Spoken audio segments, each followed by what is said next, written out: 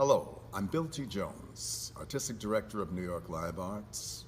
Welcome to Live Ideas 2021, Altered Worlds, Black Utopia, and the Age of Acceleration, and to the Live Ideas Symposium. Before we begin, I would like to acknowledge and offer deep gratitude to Lenape-Hoking, the ancestral homeland of the Lenape people, where New York Live Arts is located. We have a very full and exciting day at Interspace. Saul Williams's The Motherboard Suite will be screened at 7 p.m., followed by the Alter Worlds Cosmic Funk After Party, hosted by Pandemix on Twitch. And at New York Live Arts, the installations and performances of Drexia Redux and Afrofuturist Cabaret, and the Motherboard Suite continues. I'm sure you're eager to get started with the Live Ideas Symposium. I'm going to introduce our curator and architect of this symposium, Dr. Reynaldo Anderson, who will give the opening remarks. He is an educator, scholar, writer, and chair of the Humanities Department at Harris-Stowe State University in St. Louis, Missouri. He's also the executive director and co-founder of the Black Speculative Arts Movement, BSAM, a network of artists, curators, intellectuals, and activists. Please welcome Dr. Reynaldo Anderson. Thank you for that kind introduction, Bill. I know as I wait for my slide to come up here for a second, I want to thank New York Live Arts for giving me the opportunity to co-curate this festival and I could not have done it without the team and talented people that they have here on staff that have been wonderful in terms of making these ideas come to life. Our topic here today is Altered Worlds, Black Utopia in the Age of Acceleration. One of the reasons this title was chosen was because of, in light of the events that have happened the last 18 months, we knew that coming out of COVID and during COVID, but the world as we understood it in terms to operating economically, politically, and culturally was going to go through a transition that was going to lead to a whole lot of changes. And frequently, a lot of times, ideas that are applied to our experience come from traditional founts of knowledge and experience that are not necessarily in alignment with our own worldview, or they come from necessarily a different geography of reason. And that can be under the influence of whether it's German idealism, French socialism, or British political economy.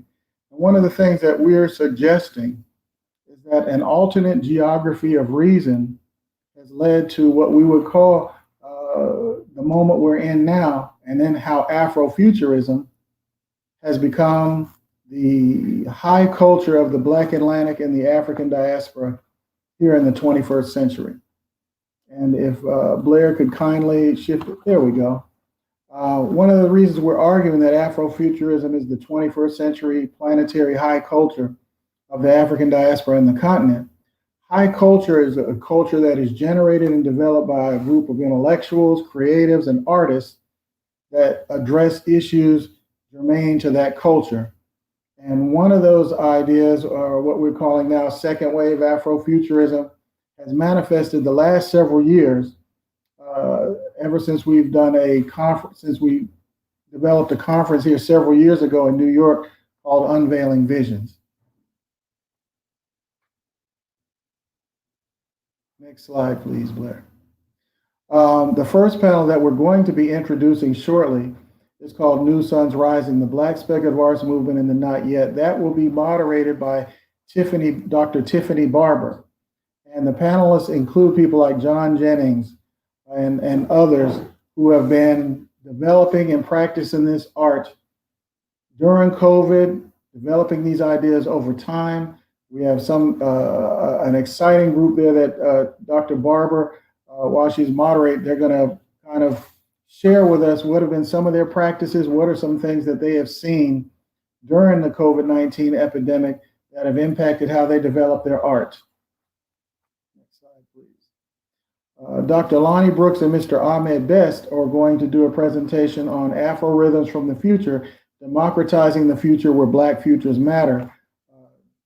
Lonny Brooks is a futurist in the Bay Area, and Ahmed Best is a Hollywood actor. And they've developed a game which helps communities and other communities of like-minded people forecast or start to think about what kind of futures that they would like to develop for themselves and empower themselves. After the Dark Winter is a panel that is going to be moderated by Dr. Tobias Van Veen. And on this panel, intellectuals like Robin Maynard from Canada and others who are going to talk about what are some of the political ramifications of the COVID-19 pandemic in terms of how different populations, maybe geopolitics, may be impacted in the aftermath of the dark winter of COVID-19. Calculating the sensory aesthetics of Black liberation, the visual Afrofuturist artist, Stacey Robinson, is going to share with us what that Black future might look like. And one of the things that Stacey is known for saying, he's saying the Black future looks like a particular thing. And he's going to share with us some of his ideas of what he thinks that future is going to look like.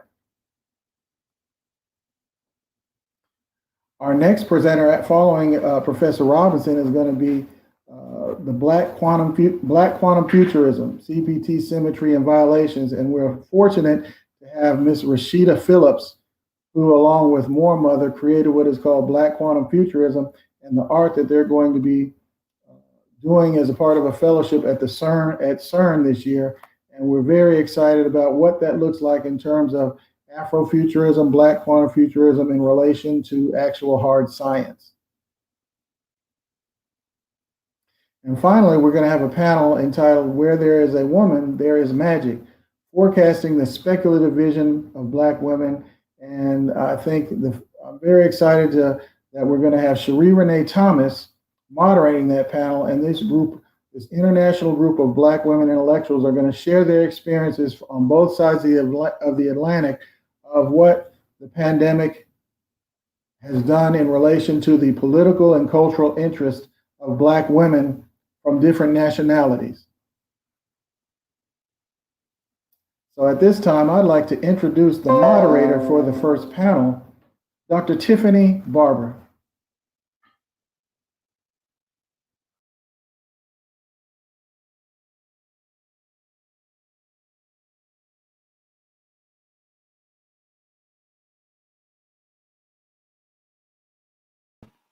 Hello, hello. I was muted. Apologies. Thank you for that overview, Dr. Anderson. I've been working with Dr. Anderson in various capacities since 2015 or so, when we were putting together the first volume of the Afrofuturism 2.0 series that he mentioned in his opening remarks. So I'm delighted to be here. I am a scholar, curator, and critic of 20th and 21st century visual art, new media, and performance of the Black diaspora. I'm also assistant professor of Africana Studies and Art History at the University of Delaware. And I'm very much excited about our panel today, New Suns Rising, the Black Speculative Arts Movement, and the Not Yet. In the interest of time, I'm going to go ahead and jump right into introducing our panelists, and then we'll get into some questions and some dialogue, and hopefully some fruitful conversation about the topics of the panel as well as today's symposium. So our first panelist that I'll introduce, not in this order, they won't speak in this order, but Andrea Hairston is a novelist, playwright, and scholar. Aqueduct Press published her first 3 award-winning novels. Will Do Magic for Small Change was a New York Times editor's pick and finalist for the Mythopoeic, Lambda, and Otherwise awards. Redwood and Wildfire won Otherwise and Carl Brandon awards, and Mindscape also won the Carl Brandon Award. Aqueduct also published Lonely Stardust, a collection of essays and plays by Hairston. Hairston's short story, titled Dumb House, appears in New Suns. You see a theme between our panel title and the title of this collection, New Suns, original speculative fiction by people of color, edited by Nisi Shawl. Andrea has received grants from the National Endowment for the Arts, the Rockefeller and Ford Foundations, and the Massachusetts Cultural Council. Her latest novel, Master of Poisons, was published online and is on the 2020 Kirkus Reviews list for Best Science Fiction and Fantasy.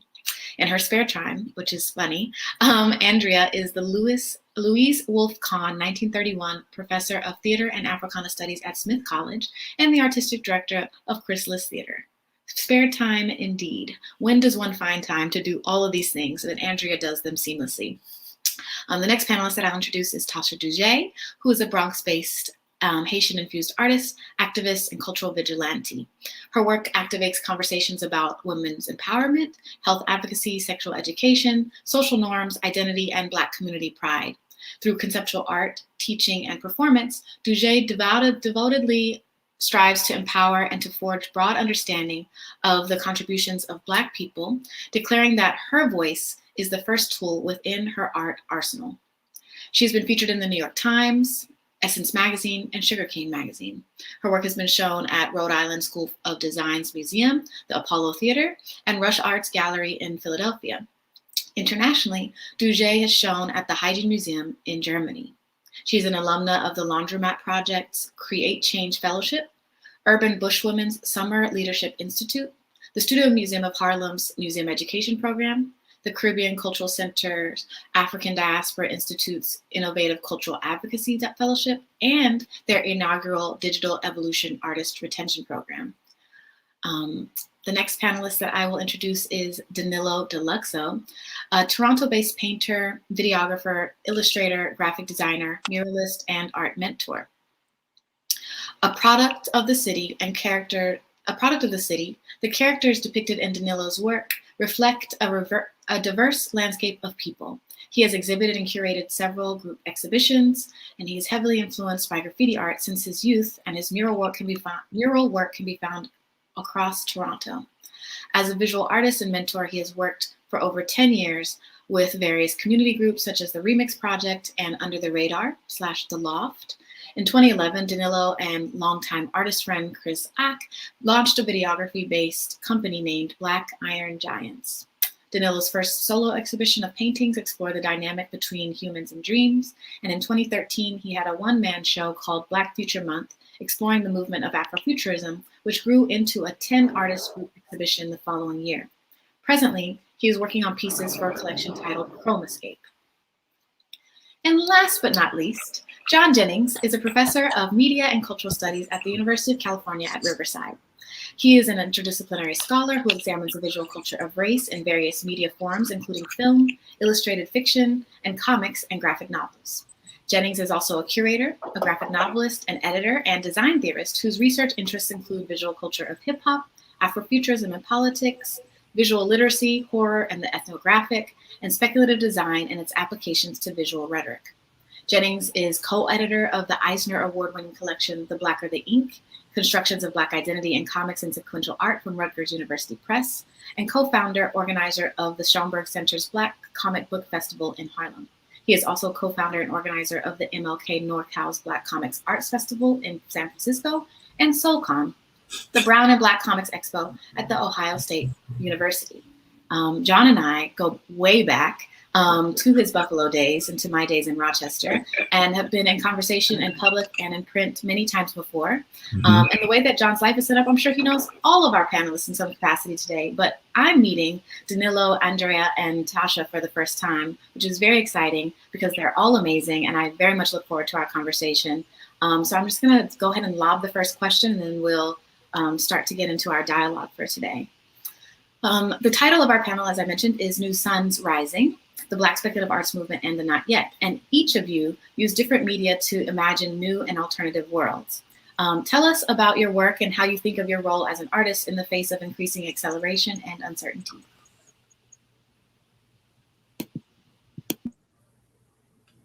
Who's first? So anyone can Jump right in, John. I'm just saying, like, okay, all right. So, first of all, thank you so much for having me. I've been very excited about this panel for a very long time. So of course, like, I love the title of the of the panel. Of course, it's coming from the Octavia Butler quote, right? There's nothing new under the sun, but there are new suns, right? And I think that one of the things that Afrofuturism or Black speculative culture does as kind of like a disruptor is to create these different worlds and to try to imagine what these new suns will look like in different ways, and how those suns, feed us in different also. And so we're looking for alternative methods of surviving in various spaces, which I think is some of the more like practical aspects of Black speculative fiction.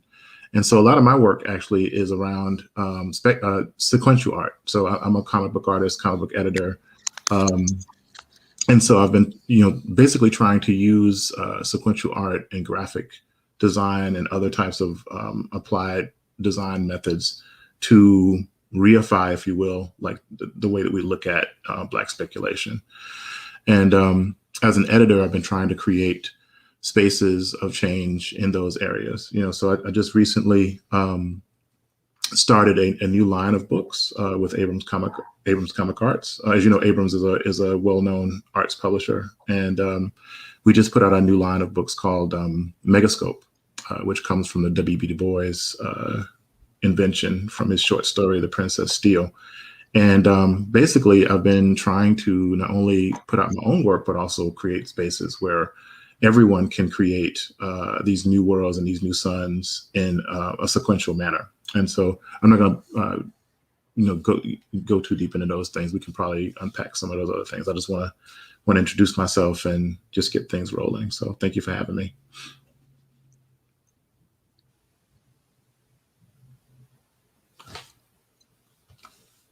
I can't hear you, Tasha. Tasha, Can you hear me? Yes. Can you hear me now? Okay, perfect. I just want to again thank y'all for the invitation to be on this panel. I'm really just astounded by all the work that y'all do. I'm just like, I'm here, y'all. Clearly, I made it under this new sun that we're trying to elevate, right?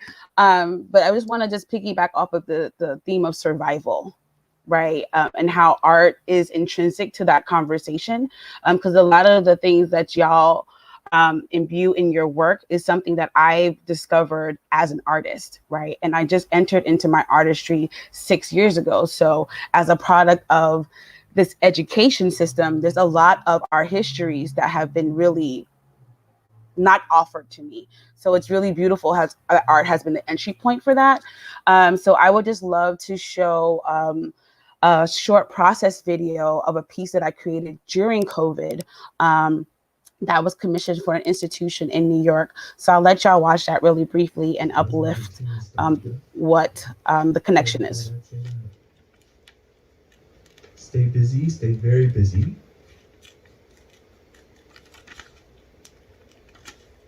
Living alone, giving up to be with family. Dreaming.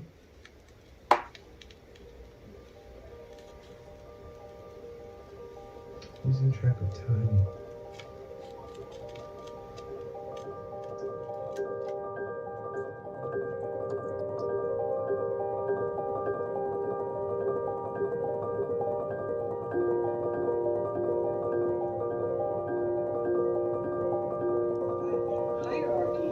That's a management decision. That's really up to the CEO, and it's his or her decision to make.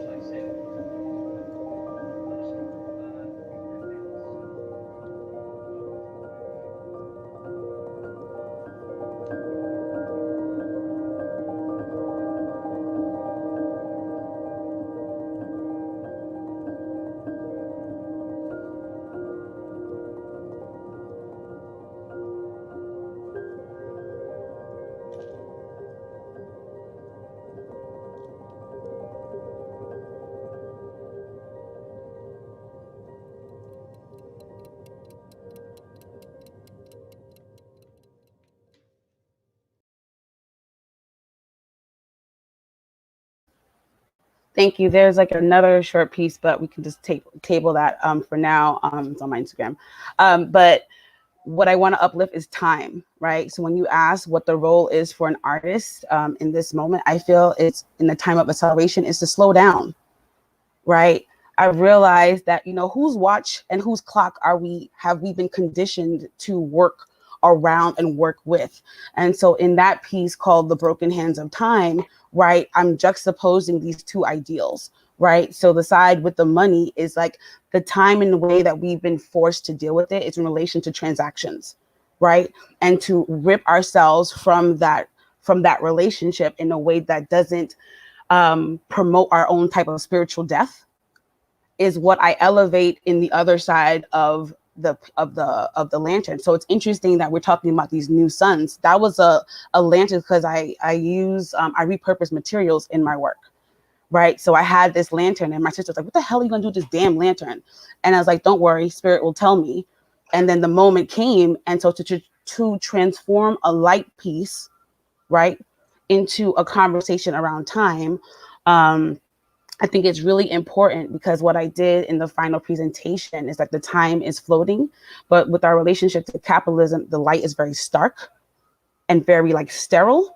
But on the side of the part where I have the golden ring and our presence can't be contained by the structure, it's on the outside, right? And it's beyond. So there's this golden symbolism that's also reflected in there. So as an artist in this moment, particularly, I want people to actually slow down and reprioritize the things that are going to sustain their wholeness and their wellness in a way that divorces us from these systems.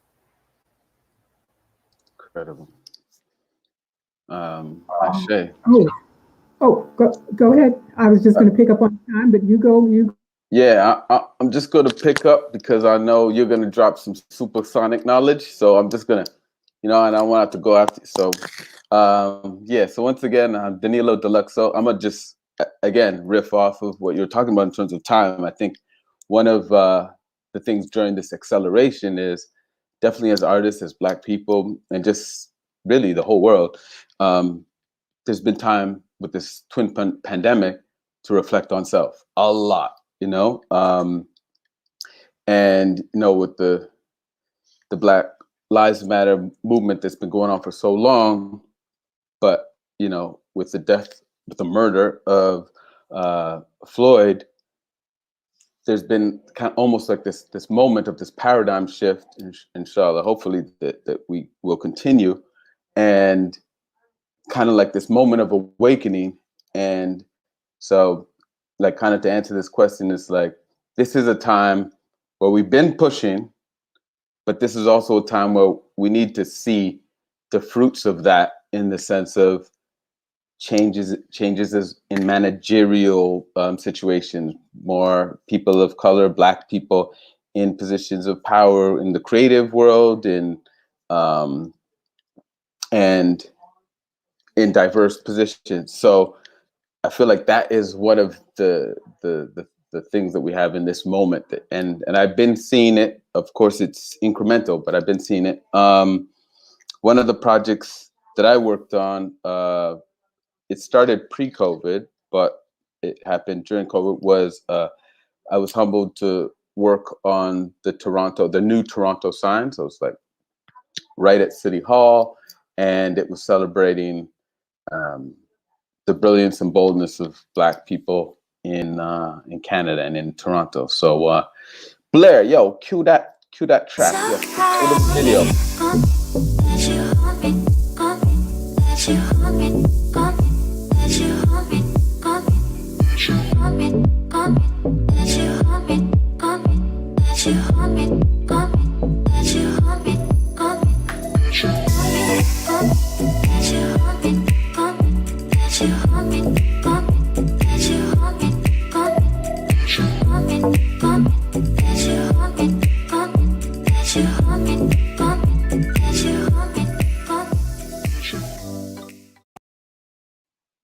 Yeah, so in terms of like our role, or I should say my role as an artist, has been looking at mural art and like public space. And so public art and the, you know, similar to what John was saying in terms of creating space. So just continuing to create space that is my like main goal as a kind of as a curator, is like creating space for other artists to also speak their truth. And yeah.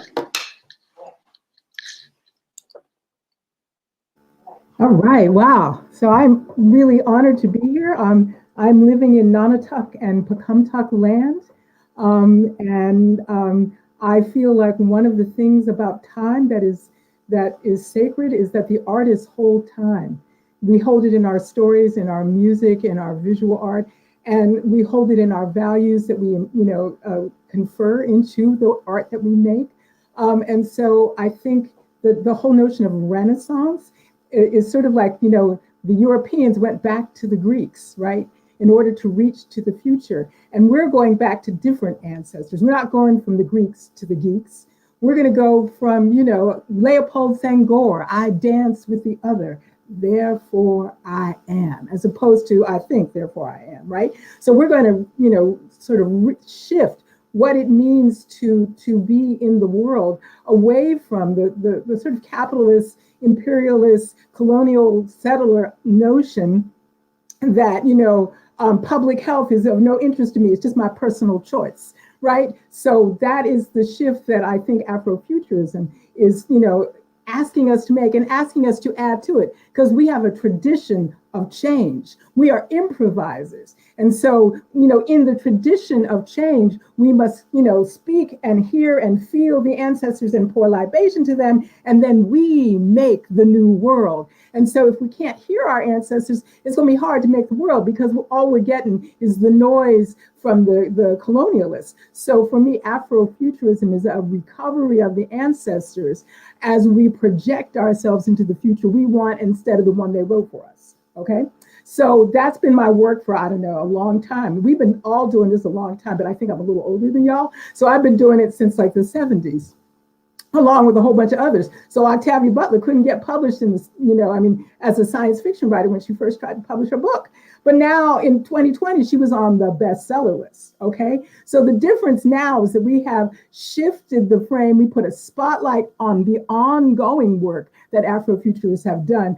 You can go back to the 20s and W.E.B. Du Bois writing stories. You can go back to the 19th century. You can go back to Africa or to the Caribbean or wherever. So we have been doing this, but now we have the light, like using your image. We have the light, we have the power, and we are connected to one another, and we can, support one another and become a force because of the critical, we've been doing it, but we now have critical connection.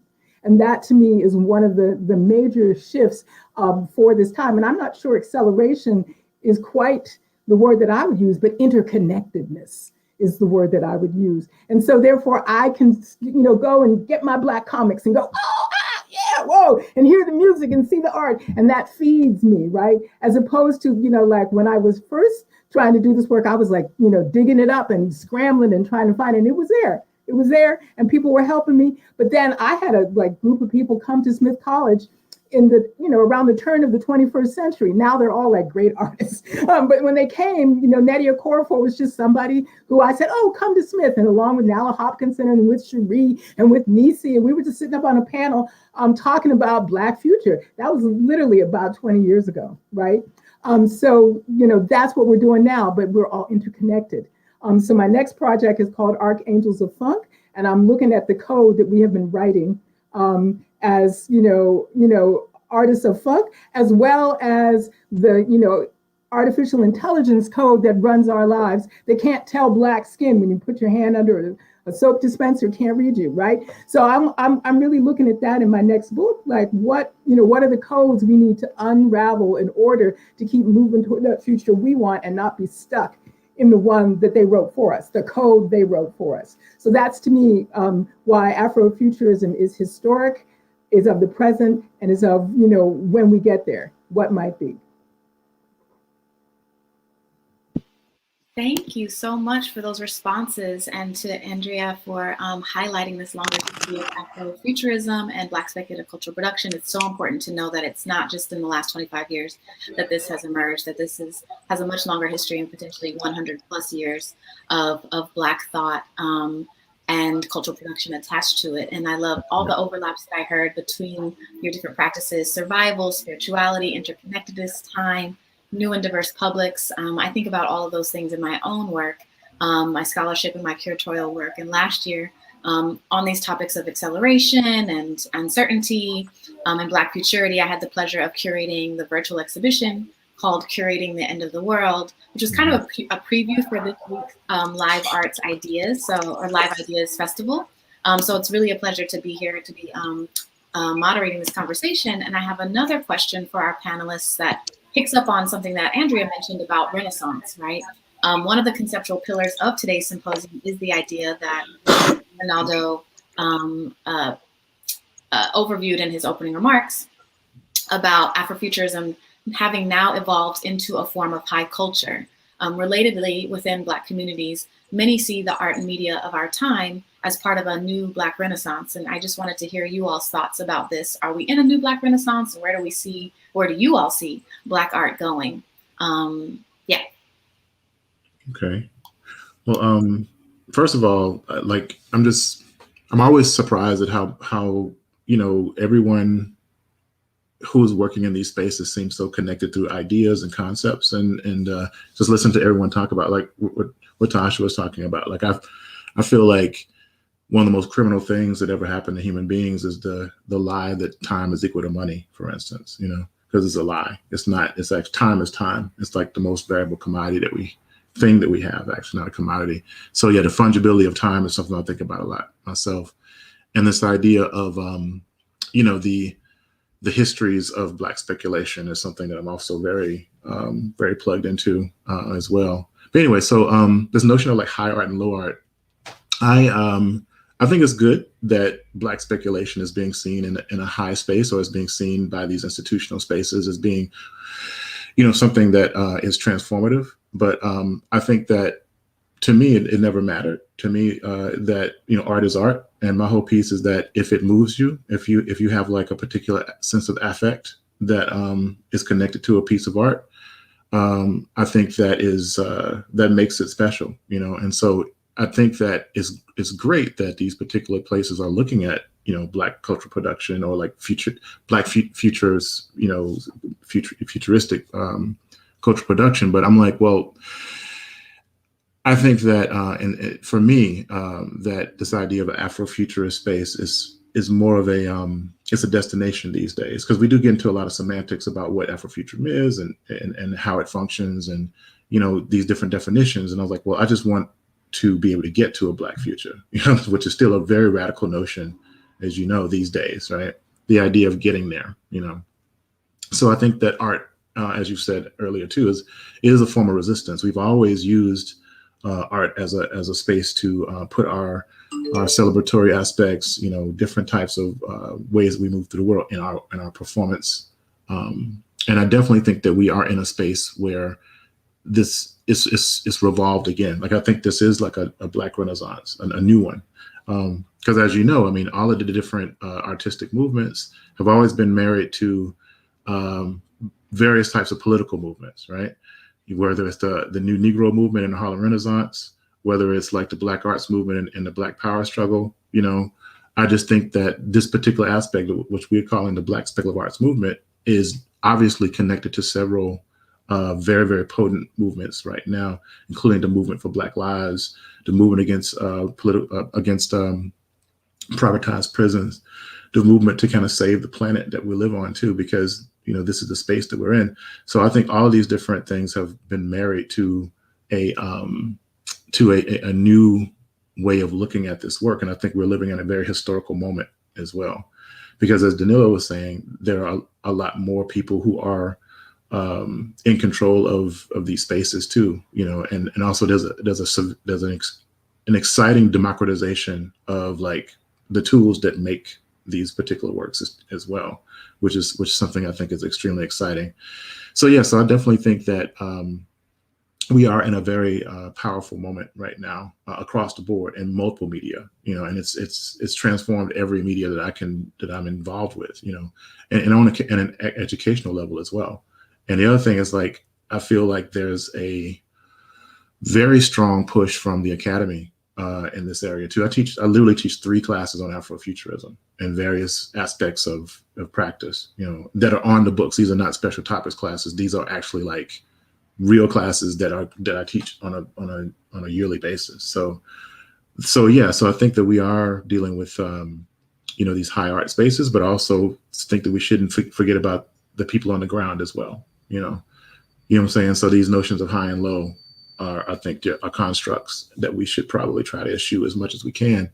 But I do like the fact that we get a chance to have conversations like this in a very public space. So thank you. I have to be honest, when I saw the words high art and low art, I had a visceral response to those words. I was like, I'm not for it. I was just like, no, I don't want no parts of this conversation between emerging, experience, all that language is very divisive, right? For me, I entered into art because it felt very avant-garde, and it didn't force me to deal with red tape and the bureaucracy of all of the things. Like, I came in because on a spiritual level, I had to do something. And it's the only thing that makes sense, because in actuality, art is life and life is art, right?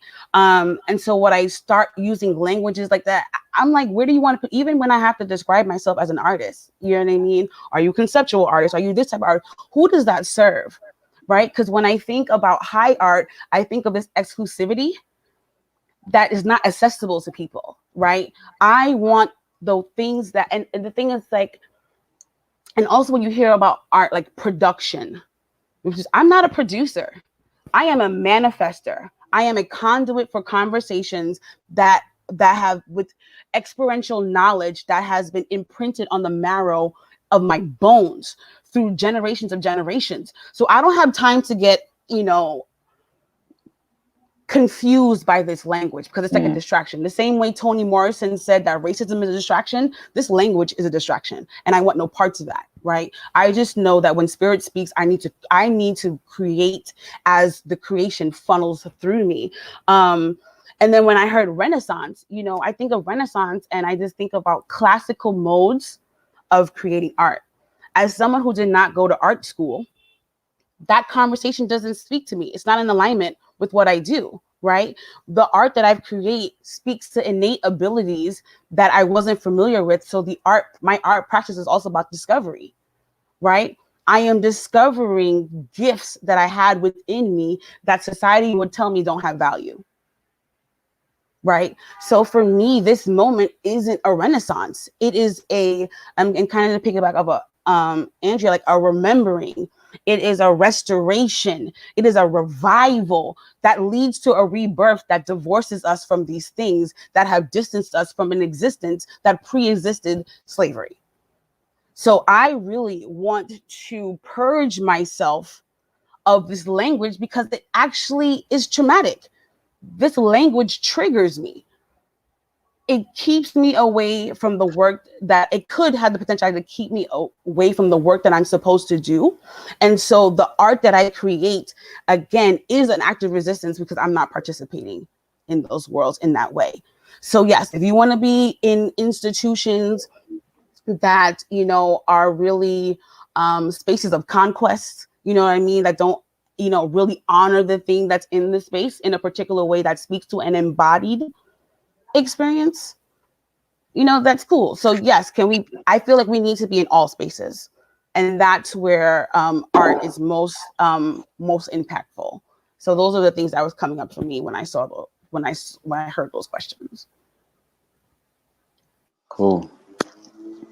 It's interesting because the conversation of high art and low art, I haven't heard that in context with Afrofuturism. And I just think about like 7 years ago when I was traveling or where I've been, I was like, oh yes, some Afrofuturist I do Afrofuturist portraiture, and people look at me like, what? And it's like, is that like graffiti like stuff? Because of course the first assumption is like, you're a person of color, you're a Black person, you got to be doing specifically graffiti, like, you know, which is low art, right? So it's like, and so yeah, this this conversation of high art, low art in context to Afrofuturism, yeah, no, I definitely feel that idea of it's not really important. Like it's a distraction, and it's not really important. And for me also, and I think for a lot of us, it's like Afrofuturism is more than just this art. It's like a way of life. And for me, in terms of interpreting what Afrofuturism is it's creating basically like alternate realities for Black people, which is really just seeing Black people with multiplicities, which exist. So it's not, you're not creating, it's not an actual alternate reality. It's just shining this light on all these multiplicities of who we are, right? So in terms of like a social, political philosophy and way of life, like that's how I, you know, kind of live Afrofuturism. And I think also for me, a lot of people who don't call themselves Afrofuturists or don't have this terminology, they live that way and inspire me that way, you know. That's and in terms of it, like again, regardless of the terminology of like Black Renaissance, I just think it's like, as it has been, like we're just continually being able to define what our identity is, you know, in all these different mediums, in multimedia, and, you know, this whole new NFT place, you know, and like in this, in video, and that's been a part of my understanding of Afrofuturism through like hip hop culture. Like, even though, you know, those cats didn't call themselves Afrofuturists, but that was a big influence for me, you know, like Tasha Womack talks about a lot in her book on Afrofuturism. Like those things are all like ingrained in funk, and, you know, and I'm excited to learn more about the archangels of funk, because yeah, funk, I'm all about the funk. It's all about the funk. So yeah, I think this is just an incredible time, as yesterday was, and as the future will be. That idea of Sankofa, you know what I mean? You're moving forward and you're looking back at the same time, and time is, the ancestors are here at the same time. So yeah, I'm just trying to continue to create spaces for people to do that, and continue to remind myself to create those spaces for myself. Well, I'm in the academy, and so high art and low art has been something I've been fighting against for a long time. I'm in the theater, which in particular is often viewed as lesser than other art forms. And then the whole notion of high art and low art came about in American cultural practices at the turn of the 20th century, when we wanted to separate like the classic Shakespeare art from the other art that was going on, or the rich people wanted to have their own theater and not have everybody come to the theater, which was happening. So you could go to the theater and you could see Shakespeare, you could see a minstrel show, you could see a comedy act, you could see a horse, you could see whatever, you could see, you know, interesting art from over here, and where's that monologue from, and a song from your aunt, right? All in the same space. And people went to it the way we watch, you know, like videos or, you know, TV or whatever all the time. And so they were regularly seeing, you know, King Lear's speech and Aunt Maeve's great song and the dog act, right? All together. Okay, so the whole notion of high art and low art was to separate and to give, you know, a glow to, you know, some art, and to, you know, take away the glow from some other art. And so in the sense of rebirth, which is the word Renaissance, I mean, it does mean that. I think rebirth to me would be to reclaim, like, if it works, it's cool. I love it. Give it to me. Come on, more, right? So, and that, remember, Shakespeare was not high art when he wrote it. I mean, and then in the 19th century in America, everybody could quote Shakespeare and people weren't literate. They memorized it because we were oral culture.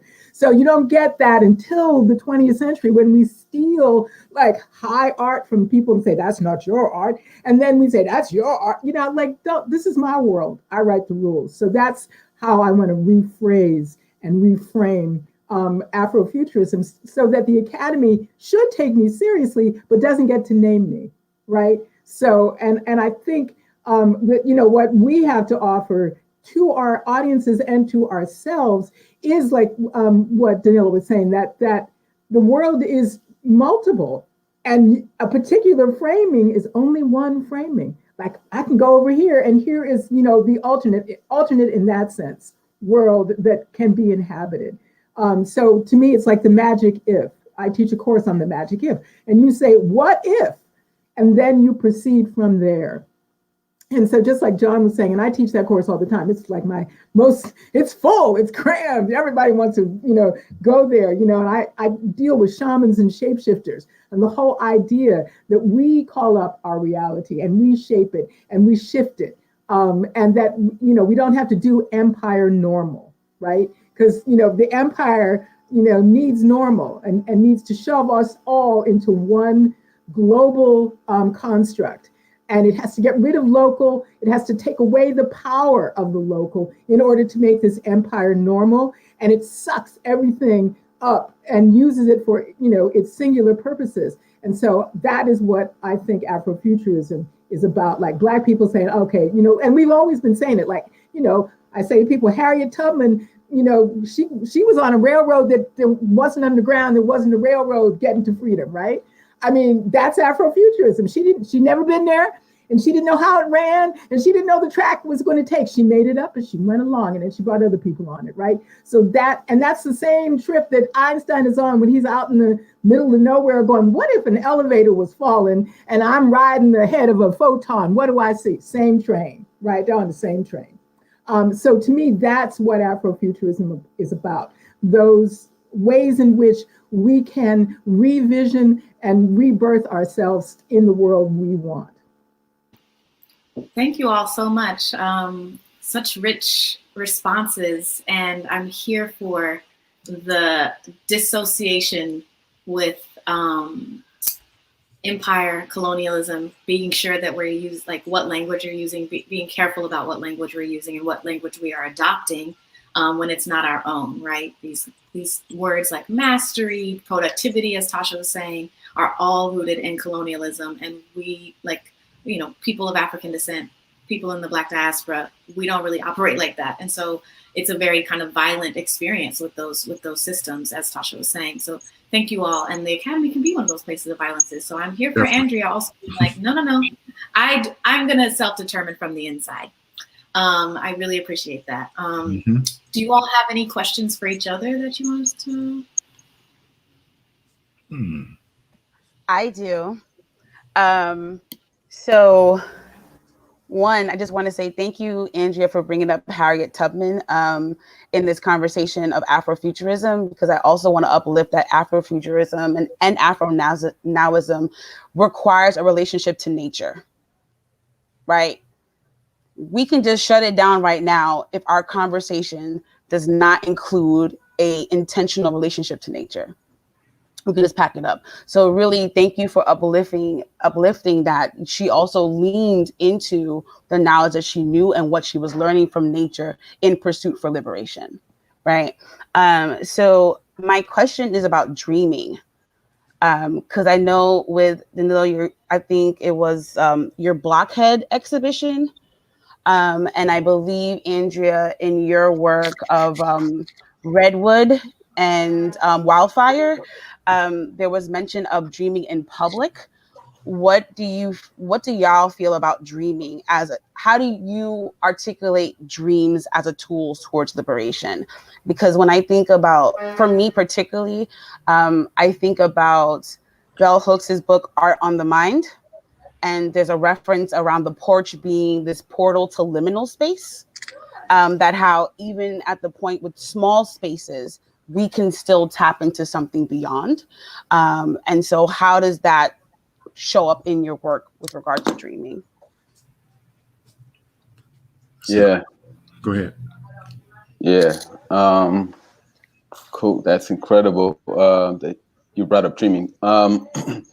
Yeah. So I'm actually a certified narcoleptic. So narcolepsy, it's like a sleep disorder where you fall asleep during the day. Just for anybody who doesn't know, most people don't know it's an actual narcoleptic. They might, but they're not certified. So you're like, oh, I didn't know. Like, oh, that guy just sleeps a lot. So, so dreams have been really it's a big part of my life, right? It's a big part of, and sleep and dreams is a big part of my life. And in my dreams, I'm like the architect. Like I can fly, I can lift off of air if I concentrate in my dream. Inception, like I've gone those 3 levels down. It's not like the actual movie, just to tell you, like the time. Anyways, but also I've also solved problems in my dreams, which is really like kind of incredible, I guess, opportunity. Like for me, it's like a gift and a curse, right? And the gift is like inside dream states, talk to people and had resolutions that I could orchestrate, and then in reality be at peace because of the feeling that you have in your dreams. And definitely that has been a big part of my artwork. And so with the collection, like this is actually one of the pieces, like with Dream Guardians, the concept is these Dream Guardians come from their world to our world to help us find our dreams, our passion, etc. So for me, dreams, have been a very inspirational, in a sense, tool, and connecting with this esoteric ether that's there while you're in a dream state, and I think it has that potential for people, for us. I just want to say too, again, I'm just honored also to be here with all these brilliant minds. This is exciting. Absolutely, Danilo. Thank you so much for sharing that part of your experience and how it informs your work. Do Andrea or John have any responses to what dreams mean to them or for them in their work? I do. I was thinking, thank you for the question. So whenever I think about where we are with this kind of Afrofuturist Black speculative work, I always think about Robin D.G. Kelly's book, Freedom Dreams, thinking about the idea of a Black radical imagination, and I'm really into that. I'm really at the idea of like dreaming ourselves into better spaces. To kind of piggyback on what Andrea was saying about Harriet Tubman and other, historical figures who are fighting and running, towards, something that they didn't understand. They just knew they needed to be out of that space. I definitely, I agree with that. I think that I often say like the first like Afrofuturist was the first slave that said, you know what, this ain't working for me. We need to get up out of here, and being from the South to being from like the Deep South, I've often thought about the idea of aspiration and reclaiming that Black Southern experience, as far as like being an aspirational space. A lot of these particular conversations we're having are from people who are from the South, who are trying to, we look about George Clinton. George Clinton was born in the South, Sun Ra's from the South, and when you think about like, people who are in the music and poetry, there's a lot of like ideas around like reclaiming like a Black Southern experience, as a future space. That mountaintop that Dr. King was talking about doesn't exist in this space. It hasn't, and we haven't gotten to that space. So, the idea of like an activated dream is something that I think about a lot. Now, I don't remember my dreams. I don't remember my dreams at all. Which is, and the thing is that I think it's because I'm always in a fugue state. Like my mind is like, I have the opposite of writer's block. Like I have like racing images. Like when I close my eyes, I just see images in my head. And, it's almost like when I'm drawing something, I'm making something. You ever seen a bear fish for for fish in a running stream and just snatch one. That's kind of like how my mind works. It's like when I close my eyes, I see like nothing but images. Have you ever seen like an artist when they're like, and they'll draw something and then throw it away, you know, and I'm trying to catch the right image, you know, and that's kind of like what my head is like. So, you know, I'm literally walking around. It drives my wife crazy because I'm always writing stories in my head and always having conversations. And so I'm always in a dream state. It almost seems like. So my subconscious is up at the front, so to speak, you know, and so it's always like organizing, you know, and it's almost like I'm in a fugue state constantly, which is sometimes kind of maddening, but you know, I do get a lot of work out. So yeah, so those are some of the things. I think dreaming is extremely important, especially like now that I'm a father with a almost 2-year-old. I'm thinking about you know, a more Black radical joy instead of like fighting against these particular types of things that have been trying to like control us as much as possible. Yeah, so I'm thinking about his dreams now. I'm thinking about like what that future space will look like. And so a lot of the more darker images that I've, you know, because I'm a big horror fanatic, you know, and so I was thinking about like, well, how do we actually take these energies and put them into to a more of a more futuristic dream that actually encompasses, you know, the youth that we're working with right now. So real quick, because that was so beautiful. I just dropped into your fugue state with you for a moment and had a rush of images. So for me, dreaming in public is the capacity to let go of my individual, you know, like sort of box and just flow into the world around me. So one of the exercises I do with my students, because I'm a theater artist as well, is I have them, you know, let other stuff in, become the ant, become the tree, particularly what you were saying about nature, you know, become the wind, become the river, become all of those things, and it changes you. Become John as he's like fuging and having Black joy with his baby. That's where I was for a moment. And I was like, oh, wow, that feels good, right? So that, you know, and that capacity makes us a community. Like when you dream in public together, you know, when you go to like someone's beautiful art, I wish I could be there when your art is like there and you're there, and then we can all dream around it together. Then we have this common experience that connects us, and we don't think about each other in the same way once we've done that. And so I think that that's essential right now. We were talking about the world accelerating and all the things that are going on. I think what we need is like dreaming together. And I want it to be John's dream or Tasha's dream, you know, or Danilo's dream, you know, so that, you know, I'm not dreaming someone else's dream, because those are nightmares, right? So the dreams I need and the connections, because I'm back to being connected. And then I can add to the dream, right? Because then it becomes to me this like the spiritual whirlpool that I can add to.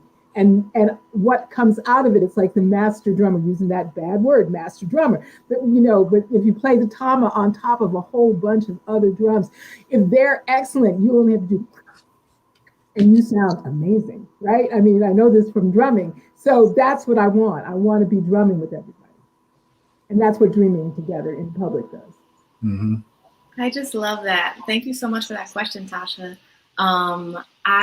We have about 9 more minutes for our panel, and so we have a question from the audience that I want to talk about, and that relates to some of the things that have already been said about freedom dreaming, like freedom and dreams, and being a kind of fraught terrain for Black bodies, thinking about the limits of representation, what alternate worlds exist or that we can bring into being, and thinking about, again, that kind of the pressure that we want to put on the systems that continue to try to contain us, especially via language, right? And so the question is, who do you make your work for? And I have a similar question that's potentially who's inspiring you right now? What art and media are you consuming right now that's feeding you?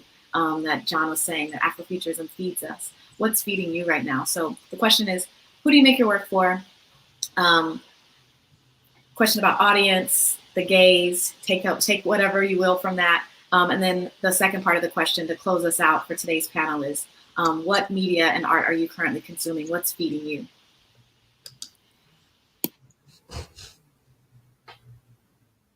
Anybody? Am I going again? Really? I got you. I'm Yeah, making this real swift. I'll go. Got you. We all family now, so We good. Anybody family can now. jump in. Who do I make my artwork for? I feel like I'm a manifester. So again, being that conduit for those conversations, that's coming from ancestors past and descendants moving forward, right? It's literally a constant conversation, and that is also amplified through the people around me, whether they're here on this land, which I'm currently on Munsee Lenape land, or it is in the diaspora, because I'm of Haitian lineage. You know what I mean? So I'm just inspired by our intentions around authentically being, because that's how I describe liberation, right? You know, I don't even want to put pressure on the systems. Actually, I just want to divorce myself from the system, because that's a reconfiguration of energies, right?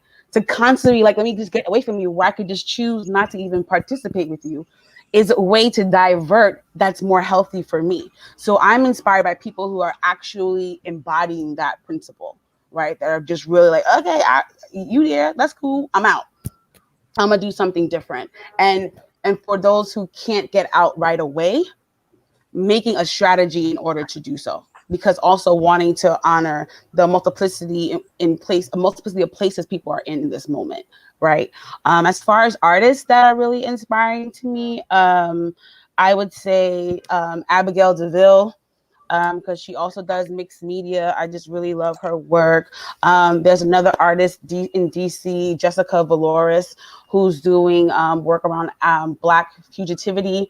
And I just think she has a current project called Altered Code. So if y'all don't know about her, follow her. I think she's great.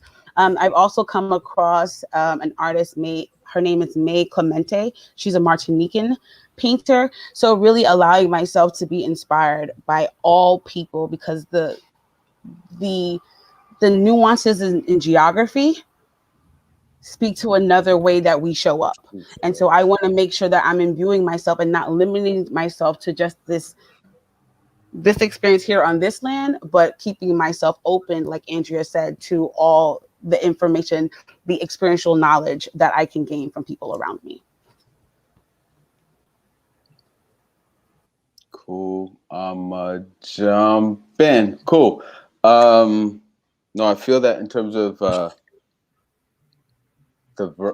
getting your sources from so many different places across the diaspora. I'm gonna share. I think I'm gonna reverse the question, and because of time, I'm gonna share some people that inspire me. Quentin Brissetti. So he works monumentalizing like Black figures, especially in Canada, and also like from the Caribbean. Alexis Ike, she captures glorious images of Black women, digital painting, but it has this really organic feel.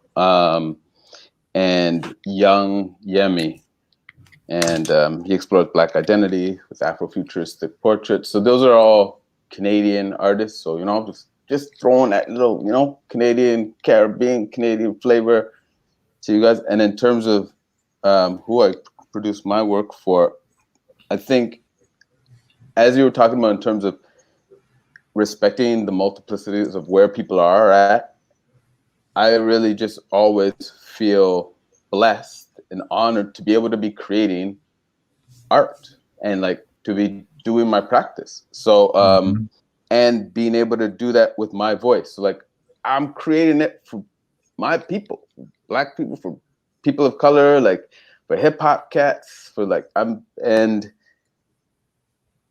then also for like pulling off what John was saying, like, I never feel like, even looking forward, and I'm like, I don't feel like I'm gonna get writer's block, and I don't feel like I have writer's block, or that's not a thing. I have too many ideas. How am I gonna get them all done? So, in that sense, it's just pulling those ideas and then being able to, you know, actually manifest them to share. Yeah. So I'm trying to basically utilize the graphic novel form to kind of connect people, because one of the things I've always found really interesting is that, in the original essay by Mark Derry that talks about Afrofuturism, comics are like the primary illustrated form that's in that essay. But for a long time, it was divorced from, a lot of conversations around Afrofuturism and Black speculation. So I've been trying to really, really focus on that quite a bit. And that's why I don't have the interactive pieces, but I do have my children, my first books from my new line, right? So I'm looking at these artists, I'm looking at, Nydia Okorafor's book that we did, right? These are just coming out, looking at the Afro-Caribbean fantasy book Hard Ears as well, right? From Barbados. So, looking at stories about history like Across the Tracks and the Tulsa Race Massacre. So these are things that I'm trying to put out into the world to teach everyone, actually. I want folk to gaze. What's the term? Look upon my works, ye mighty, in despair, right? We are beautiful. I want everybody to see how beautiful we are. And I definitely want to see, more of this work out. As far as people are inspiring me, I'm doing a lot of reading and editing right now. So I'm like people like Victor Laval inspire me. People like Saladin Ahmed, Tananarive Du, all of y'all are inspiring me. So yeah, I'm looking at a lot of people working in the prose space these days, and are transforming the the literary world a lot more too. People like Chesia Burke and Fenderson DeJilly Clark, are folks that I'm really, really inspired by right now. So thank you all. Yeah, ring shout. Yes. So I just that just came to me as I was thinking. Yeah, he dope. So among authors, that one, Sri Renee Thomas has 9 Bar Blues out, and it's just an amazing short story collection. So I can just pick up one of those, and they're like jewels, all throughout it. But also I've been listening to historical people like Dr. Funkenstein, which I heard back in the day. And I was like, let me go look at Dr. Funkenstein again, because I wrote first my thought, this is what I remember. And when I went to see it, I went, okay, you couldn't remember this because it was more than you could remember. And then when I think someone like Janelle Monáe, I also look at Patti LaBelle when they were doing Voulez-vous coucher avec moi and their space costumes. So I've been going back and forth looking at different musical artists who were Sun Ra, or the Mothership, all of those things, very amazing, and listening to the music as well. Listening to the performances and seeing what videos I could find on YouTube. Those are a riot. I highly recommend it. It will lift you up. And then just reading someone like Daniel Jose Older.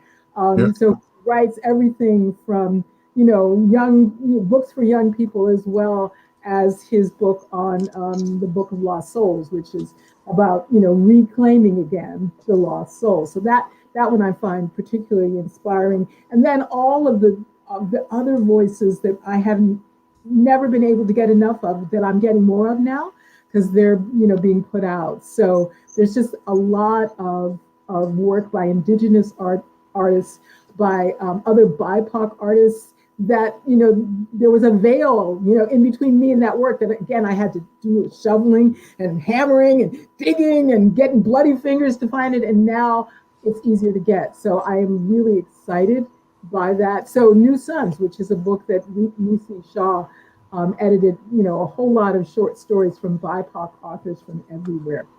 So I've been really appreciating that. Or Black Sun by Rebecca Longhorse. And then, Nydia Okorafor and all the other people that I've been reading for many, many years continue to, Nalo. Hopefully Nalo has a new book that she's been talking about. So we want it to come out. So I like it that people keep going, right? I have a 5-book deal, right? Initially Redwood and Wildfire came out as a book from Aqueduct Press. Now it's coming out from Tor.com, which is actually not online. It will be a hardback book as well as an online book, everything. So I'm looking for all those artists who now can get in the spotlight because someone's saying this will sell. And here's the book that you wrote back in the day that people said to me at the time, who would want to read a book about an African American and the Seminole dude doing theater and coming up from the South and into, nobody wants that. That's just weird. And now it's like, we'll buy all of your books. We'll give you a 5-book deal.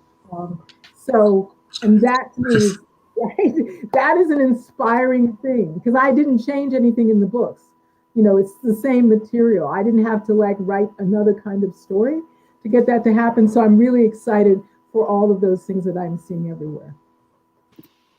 Yes, I am excited too. It was so wonderful. Do you have something else to add, Andrea? No, I just saw that you're publishing Older's new book. I'm just looking at the chat. So Daniel, Yeah. Perfect novel. Yeah. Thank you all so much for sharing what inspires you and for engaging in the conversation, bringing your energy and brilliance. It was so wonderful to think with you all today. Thank you to folks in the audience. Thank you to New York Live Arts and for Dr. Reynaldo Anderson for bringing us all together. Such a pleasure. And I hope you all have a great rest of the day. Thank you. It's an honor. Thank you. Blessings. Thank you. Thank you.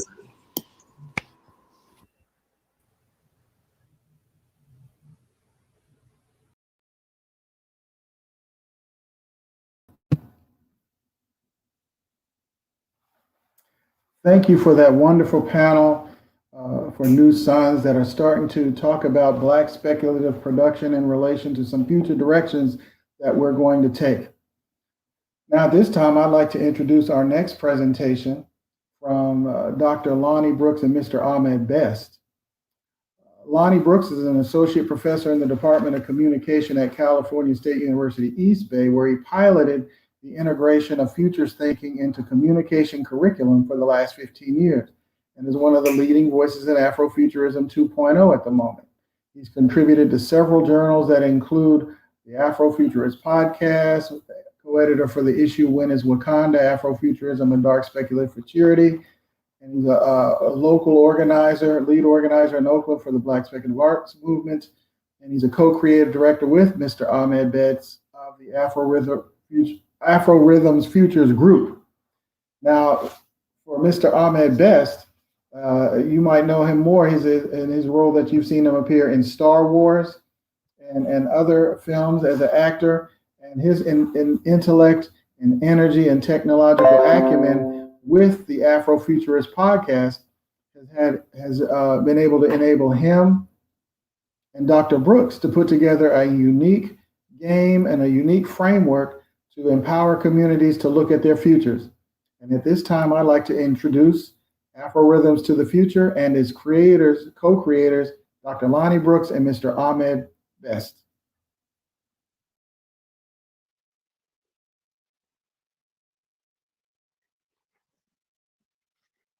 Hi, everybody. Hopefully you can hear me. It's great to be here, and just want to introduce myself again. Lonny Avi Brooks here in Oakland, on the ancestral lands of the Ohlone, and just really acknowledging where I am in that space. So I wanted to also introduce my partner here, Ahmed Best with the Afro-Rithms Futures Group. Hello, everybody. Coming to you from Los Angeles, the indigenous place of the Gabrielino indigenous people. And thank you for having us. Welcome. We really enjoy it. Dr. Lonny, take it away. All right. So just wanted to tell you and share with you about a little bit about the background of our imagination forecasting game, Afro-Rithms from the Future, and just take you on a little journey of what that means, where it comes from, and to give you some background. So we're going to talk about, where it comes from.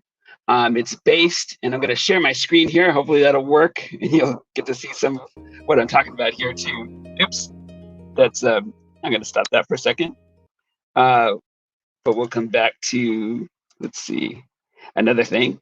So what I'm going to talk about really is, what does Afro-Rithms from the Future come from? And it comes from that we're surrounded by algorithms that really edit and inform our lives. So if we go back to Sophia Noble's work, Algorithms of Oppression, the idea of we are immersed in algorithms and that they're largely created by, and I love this book by Sophia Noble, Algorithms of Oppression, How Search Engines Reinforce Racism.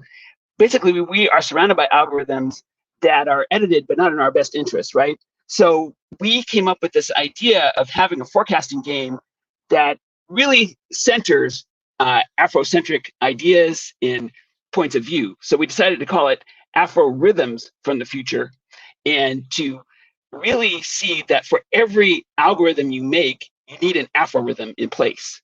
And so we created this game to center and shift the gaze away from normally male white perspectives in algorithms who largely create algorithms to perspectives that can heal us, honor, and leverage our ancestral heritage.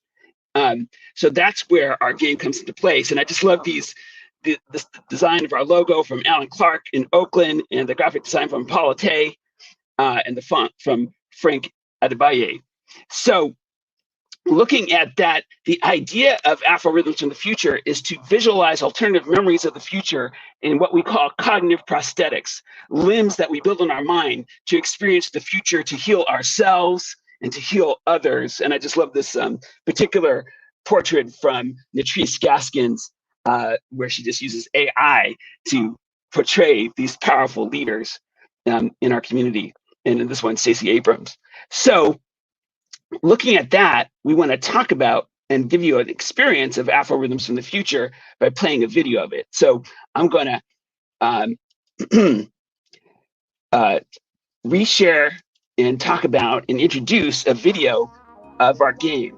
And let's see, before we get there, hopefully you can see my screen. This particular event took place in May 22nd, 2019 at the Neuhaus Hollywood Workspace with the Fathomers and the Afrofuturist Podcast that's co-hosted and co-produced by myself and Ahmed Best, in particular hosted by Ahmed Best. And we play tested Afro-Rhythms from the Future, a card-driven storytelling game. And so hopefully you can see my screen, and we're going to play this video for you to immerse yourselves in that experience of the game. And then we'll walk you through the game after that too. All right. Okay, let's play the show. Everyone can see? Okay, let's go.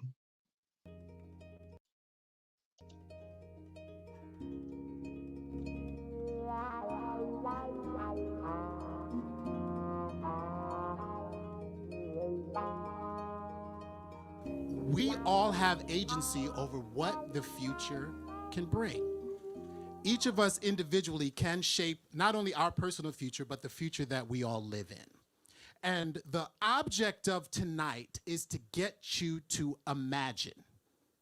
We want to get you to get out of the frame of reference of what you think your future might be and get as creative as possible. And we're going to see what we can build using that imagination and speculative thought.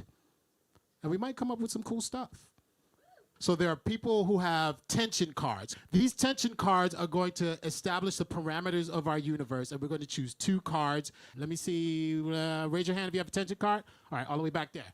More or less Black feminist leadership. More or less Black feminist leadership. Who else has a tension card? More or less social justice.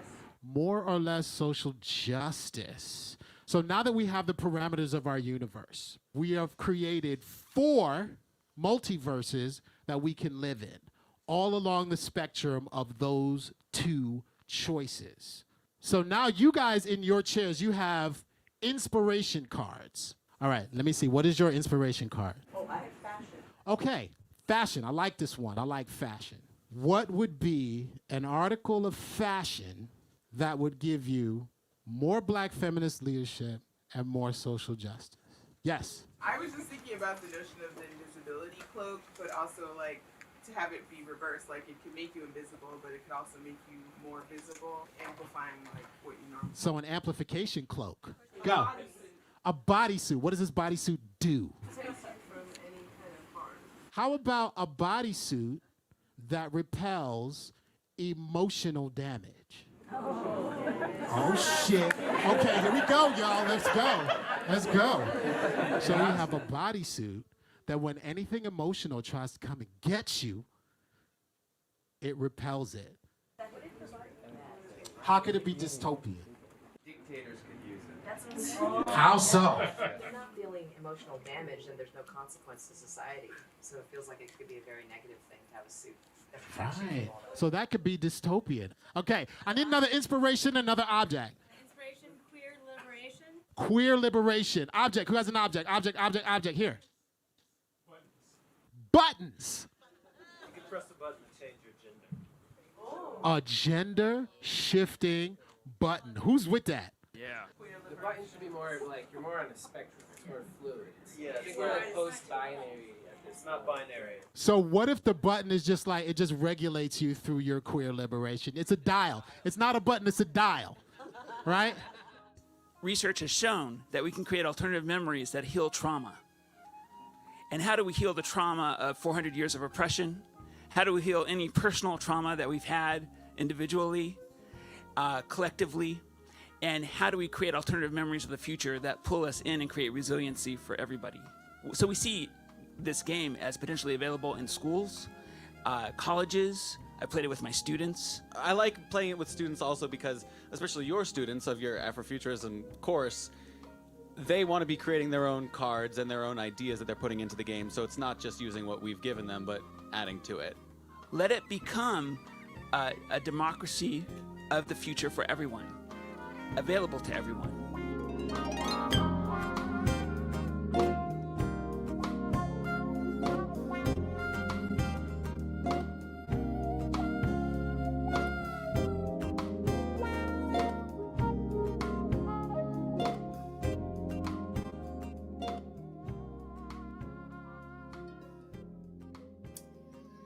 I always love the groove at the end of that video. It's always grooving. Hello, everybody. Thank you for joining us. Thank you, Live Arts, for having us. Thank you, Dr. Lonny Brooks, for giving us an overview of Afrofuturism. What we'd like to do right now with the 5 minutes remaining that we have left is give you a brief example of what you just saw. The panel before us was talking about dreaming. I'm a really, really big fan of dreaming as someone in Hollywood, as somebody who does stories for a living and makes things from my imagination for a living. I'm a constant dreamer. I'm a big dreamer. Most of my work involves dreaming. So Afro-Rithms for the Future gives you the ability to dream while you are awake and create the things of your dreams. And then when you go to sleep and you dream and all those neural pathways are coming together after all the neuroplasticity that you've made from playing Afro-Rithms, we can create the future in which we want to live in. So let's go to our first section of how we play Afro-Rithms from the future. The first thing that we do, Dr. Lonny, if you don't mind sharing your screen, is we choose tensions, right? And we call tension cards the framework of our universe. This is a world-building game. It is a multiverse world-building game. So in order to build the multiverse, we have to define our universe. And in that universe, we place not just Stacey Abrams, but we place a world. So we start with our tension cards. Our game really depends on building the future from the community in which that are playing the game at the moment that they are playing it. Okay, so we start with 6 tensions. We choose 2: decolonizing, magic, hip hop, Black leadership, queer, civic duty, and the community chooses 2 tensions, right? And then we get to vote on those 2 tensions democratically, because democratizing the future is what we are all about at the Afro-Rithms Futures Group.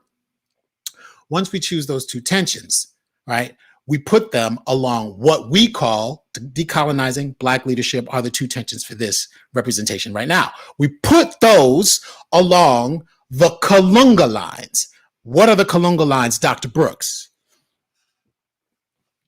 You are muted, Dr. Brooks.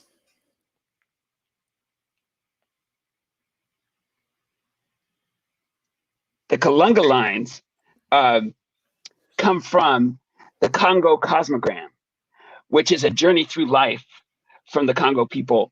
And it also is very similar, where the Kalunga lines are the lines where our ancestors meet emerging possibilities and ourselves in the present. So in those Kalunga lines that separate the bottom half of the present world that we live in and the bottom half of where our ancestors are, and the upper half of the cosmogram where we live, we meet in the middle, in this line where emerging possibilities come into play, the liminal space of the imagination. That is the most important space in our game, is this liminal space, because all things are possible. So once we'd established our parameters of our universe, you get to choose where in the world you want your world in the universe. 5 being the most possible, in this case, decolonization and Black leadership, and 1 being the least possible, decolonizing and Black leadership. Once we've chosen our world, then we get to do some fantastic things. We get to make things. We get to actually make systems, artifacts, ideas. This is where we really get into what Afro-Rithms is all about, right? You take an inspiration card and you either put it with a system card or an object card. You put it with 2 system cards. You put it with 2 object cards, whatever the community feels like at the day. So you can take the mothership, right, as an inspiration and add a library as an object, and you can come up with something completely ideated from the top of your mind, from your imagination, from the opportunity right there. What would be a mothership library, Dr. Lonny Brooks?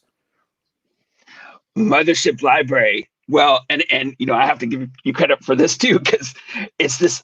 You could have an ancestral murmuration mothership library, where, think of that shape of birds that goes in different configurations, and that's a murmuration. Yes. And and they're creating something, a collective memory. And so think of entering a library where you have collective configurations, holographic images that surround you, that give you a feeling for what it might have been like to be with Martin Luther King or Harriet Tubman, or with, aboard the slave ships, giving you that moment of being and talking with Ida B. Wells at the moment. So the mothership is this powerful metaphor. I'm thinking about a mothership library to a certain extent, like when it comes to like how Africans who were kidnapped and enslaved, they brought seeds and they brought rice and they cornrowed it into their hair. So maybe there's a hair library, right, where you can actually place these items, place these seeds into your hair so you can feel how it felt to grow. What if the seeds can grow from the cornrows that you put in your hair, and that knowledge can be shared through that hairstyle? These are the things that we talk about. These are the things that we ideate. These are the things that we imagine playing Afro-Rithms from the future. We like to always talk about there are no wrong answers, right? There are no wrong answers in Afro-Rithms from the future. We are welcome to all ideas. We're welcome to all labels. At the end of Afro-Rithms from the future, what we do is we choose an obelisk based on a vote of what we feel in the community is the artifact that best represents us in the world that we created. And then we send that artifact out into the universe. Whomever encounters that artifact, they know who we are and they know what we are about. That's a very quick overview of what Afro-Rithms from the future is. We hope that you guys will join us at some time and play our game. We use it as a tool to ideate, to create away from this idea of what we think is normal. We love to create a world and create a future that puts us in the center and democratizes the future for all. Dr. Lonny. Yes, I love that, the idea of democratizing the future where Black futures matter, and really owe a special acknowledgement to our partners, the Fathomers, and to the Equitable Games Group, and to the design school at Stanford that we're working with at the moment too. And so we're just excited to play this with you all and work with different organizations to play this at the moment too. So, we're getting a starter kit together to train people to become seers and librarians who help to facilitate the game. So just excited to share this with you all. And, again, to immerse ourselves in experiential futures, and what that feels like, inspired by radical Black art. Thank you so very much for having us, Live Arts.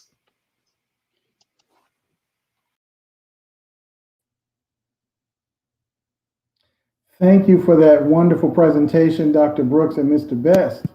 Now, I want to introduce our second panel with the moderator, Dr. Tobias C. Van Veen. Dr. Van Veen is a visiting professor in politics at Acadia University and holds doctorates in communication studies and philosophy from McGill University.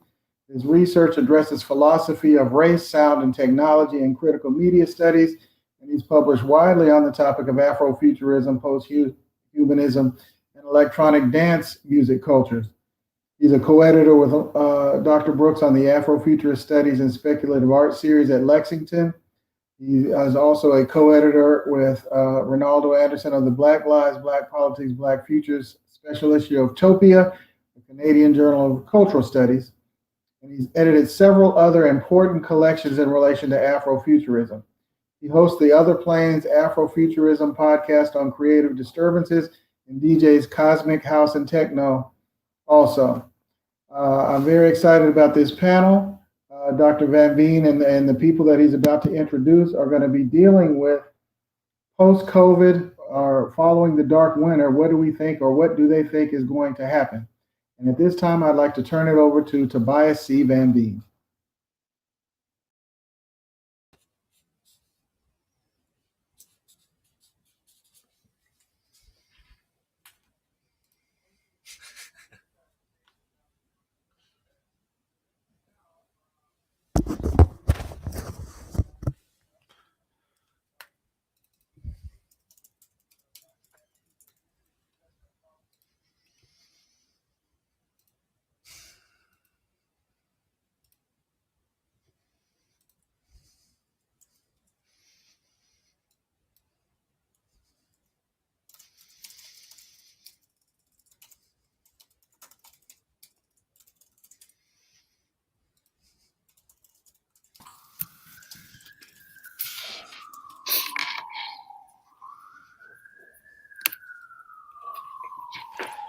Aha, there we go.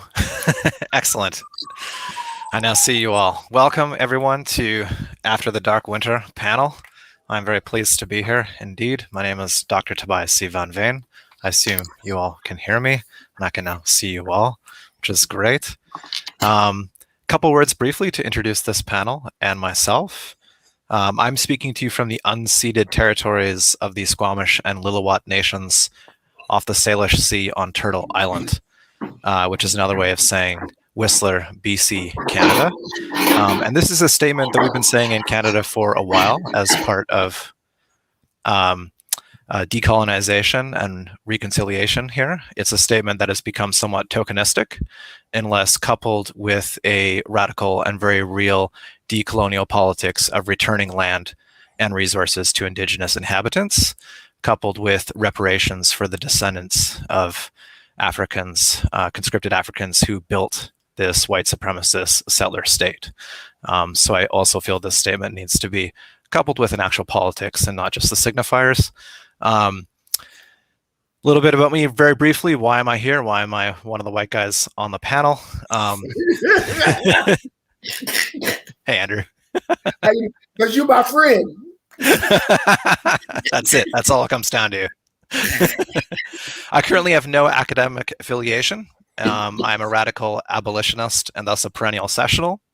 I am co-editor, however, of the Afrofuturist Studies and the Speculative Arts book series at Lexington Books with Lonny J. Avi Brooks, who recently just presented, and which we are just launching. I'm lead editor of the Black Lives, Black Politics, Black Futures special issue of Topia, the Canadian Journal of Cultural Studies, in which Robin has an amazing article. And that issue came out with Reynaldo Anderson as my co-editor. And I've also edited numerous other issues, including the Afrofuturism special issue of Journal of Electronic Dance Music Cultural Studies. And I've been writing, speaking, and participating in Afrofuturist communities since the 1990s as a media artist, curator, and turntablist. And just a quick shout out, at 5 p.m. Eastern Standard Time is the official after party, which I'm gonna have to do old school style. Oh, it's probably too bright. Twitch.tv/pandemics DJs will be the official after party with myself and Stacey Robinson, throwing down Afrofuturist cuts from across the cosmos, me on vinyl. So check that out. That's where we'll get a chance to hang and play some music. Let me quickly and briefly introduce our panelists who are here with us today. Robin Maynard is a Montreal-based Black feminist writer, activist, and educator, and author of Policing Black Lives, State Violence in Canada from Slavery to the Present, as well as author of an amazing article in the Utopia issue, Reading Black Resistance Through Afrofuturism, Notes on Post-Apocalyptic Blackness and Black Rebel Cyborgs in Canada. Ingrid Lafleur is a globally recognized curator, design innovationist, pleasure activist, and Afrofuturist, committed to exploring and implementing forward-thinking solutions across multidisciplinary industries. And her artistic work includes Traveling to Troya, the Future Mapping Project, a sound installation that is exhibited internationally in the United States, Africa, and Europe. John T. Maddox IV is assistant professor of Spanish at the University of Alabama, Birmingham, and is author of Challenging the Black Atlantic on Bucknell University Press, a book that I can't wait to read. And Andrew Rowlands is published widely on the intersection of Afrofuturism, religion, spirituality, activism, including in the Afrofuturism 2.0 volume. And he is a pastor of the St. James African Methodist Episcopal Church in San Jose, California. I welcome you all. Thank you very much for joining me today. I will now pass the mic in order to Robin. We are addressing two questions here today around politics, activist, Black radical politics. These questions are: what is the shape of future politics to come in the Black Atlantic world after the pandemic passes and the increasing threat of fascism, a term which we can expand upon? And what are the implications of the open political repression, or Jim Crow 2.0, by right-wing politicos to suppress the vote? So without further ado, I'll hand it over to Robin. Please keep it to about 5-ish, 6-ish minutes. And yeah.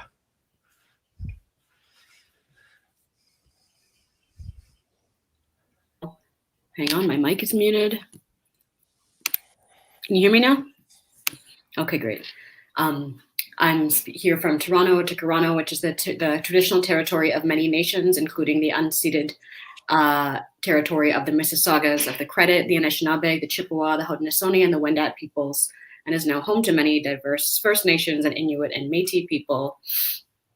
Thinking about the shape of future politics to come, I was talking with my son, who's 5 years old recently, about the meaning of apocalypse and about how this means the kind of endings of many of the world that we know. And he asked, I think, very brilliantly, isn't that kind of what the coronavirus is? And to which I responded, yes, of course. This was a certain ending of worlds. We've certainly seen an enormous amount of death. We've seen an exposure of some of the most horrific, inequalities that shape the world that we live in, the brutalities of racial capitalism and who is rendered disposable, and also really an exciting time in terms of freedom-making struggle. So as I wrote in the article that Tobias had mentioned, and thank you again for that kind introduction, for hosting, by the way, glad to be here with all of you, I say belatedly, that we really are, as Black people who've survived the transatlantic slave trade, the Berlin Conference and division of Africa, and the many apocalyptic violences of European colonialism of the African continent, that as Public Enemy has stated, Armageddon been in effect, that Black peoples have survived multiple apocalypses already. So if we think about what it means to think about ourselves as post-apocalyptic subjects, both of that one and the enduring apocalypse that is, of course, not ended and been exacerbated by the COVID pandemic, I think that that's really a helpful way to think about positioning ourselves epistemologically in terms of what we're facing in a political perspective at this time. And if we think about, as I think many of us as Black organizers do, think about organizing as science fiction, as trying to bring into being the world that we need to see, even if this is something that we're continuously told is impossible, then of course we're in a really particularly exciting time for that, where we have generations of children, of young people who not only believe that we can, but that we must and should abolish all carceral systems, all of the ongoing agents of the apocalypse, of the carceral afterlives of slavery, of abolishing the police, of abolishing the carceral state, of prisons and borders more broadly. So that is something that was in and of itself impossible and unimaginable just over 1 year ago, that now is something that many people growing up in these times is taken for granted. So I think that the future politics globally across the Black Atlantic is the struggle for abolition, which is one and the same with the struggle for Black liberation. This work to bring Black liberatory futures into being now is actually, again, as Ruth Wilson Gilmore reminds us, it's the presencing of all of the things that we would need to care for one another, to secure the basic foundations of everyday life, whether that's access to food, decent transportation. So it really is that, what we're told is a sort of Star Trek era sci-fi demand for actually basics for all of us in the planet that we live on today, for there to be actually an end to hunger and caging human beings, which if we really want to focus our energies, I think, across the Black Atlantic, are trying to bring into the world where that is no longer science fiction or some kind of Afrofuturistic utopia, but that could be the present and the presences that we find ourselves in. Yeah. Was that 5 minutes? I thought so. It's excellent. That's what that was. That was excellent. Yeah, I really like the idea of, to even realize that to demand basics right now constitutes a Star Trek future is both a inspiring and frightening thought. Without further ado, I'll pass it along to Ingrid Lafleur. Hello, my name is Ingrid Lafleur. I am speaking from Johannesburg, South Africa. The question of ancestral lands is quite complicated here. We do not, South Africans don't speak in the same language that you do when honoring ancestral lands in Canada. So I always found this question to be really interesting conversation. But ancestral lands I will honor are the Khoisan, the indigenous of South Africa. I am the founder of the Afrofuturist Strategies Institute. I am a curator. Okay, I will turn off my camera to help with the picking up. Sorry.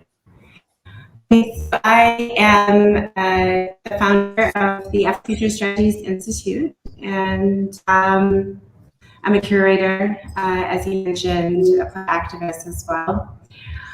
Thinking about the future of politics, I can't help but think about how tech will expand or enhance, disrupt a lot of political agendas now and into the future.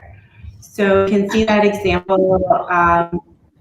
We think about how the movement that happened in Nigeria last year. A lot of activists were funded by cryptocurrency because the government was shutting down banks and monitoring money was flowing and not, and so activists couldn't get hold of it. So I really love that example because that is the thing with blockchain technology and cryptocurrency, which is part of my background.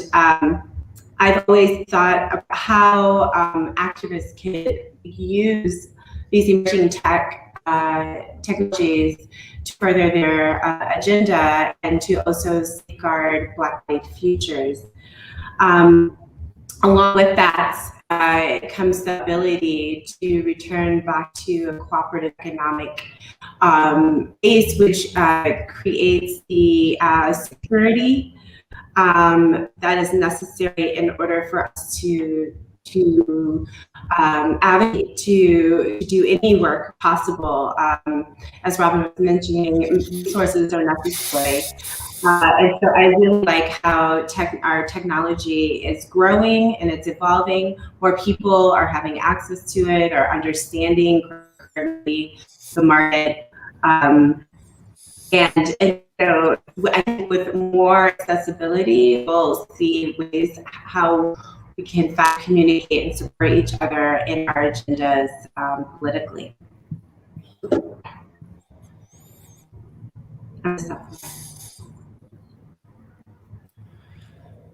Thank you so much, Ingrid. You're welcome to turn your camera back on. I don't think it made a difference, so we might as well see you. Yeah. Okay. The politics of reconciliation and the process that Africa went through was actually quite foundational for what we've seen in Canada of note around that. But yeah, it's an entirely different situation, of course. Without further ado, I will pass it down to John Maddox. Dr. John Maddox. Thank you so much, Tobias. It's an honor to be here. This is the coolest conference I've ever presented at. I am broadcasting from Birmingham, Alabama, which is very near the Mississippi people's land, in particular that of Chief Tuscaloosa, who did not submit to Hernando de Soto. And for that, he is remembered today. I'm also broadcasting from the hometown of Sun Ra. So I'm lucky to be where I am, and I'm lucky to be with you all today. I'm here to talk about what I call an Afro New World of the future, the Nuevo Mundo. The Nuevo Mundo comes from a novel by an Afro-Colombian named Manuel Zapata Oliveira. Manuel Zapata Oliveira. It's called Chango the Biggest Badass, or Chango el Gran Putas in Spanish, from 1983. And it's a vision of the future that we've been talking about, Sankofa, that comes from the past. And so it's an example of what Tobias calls chronopolitics. It tells the history of the African diaspora from a mythical Africa through its time in Latin America, with the example of quilombos and palenques, these black communities in Latin America, through the independence eras when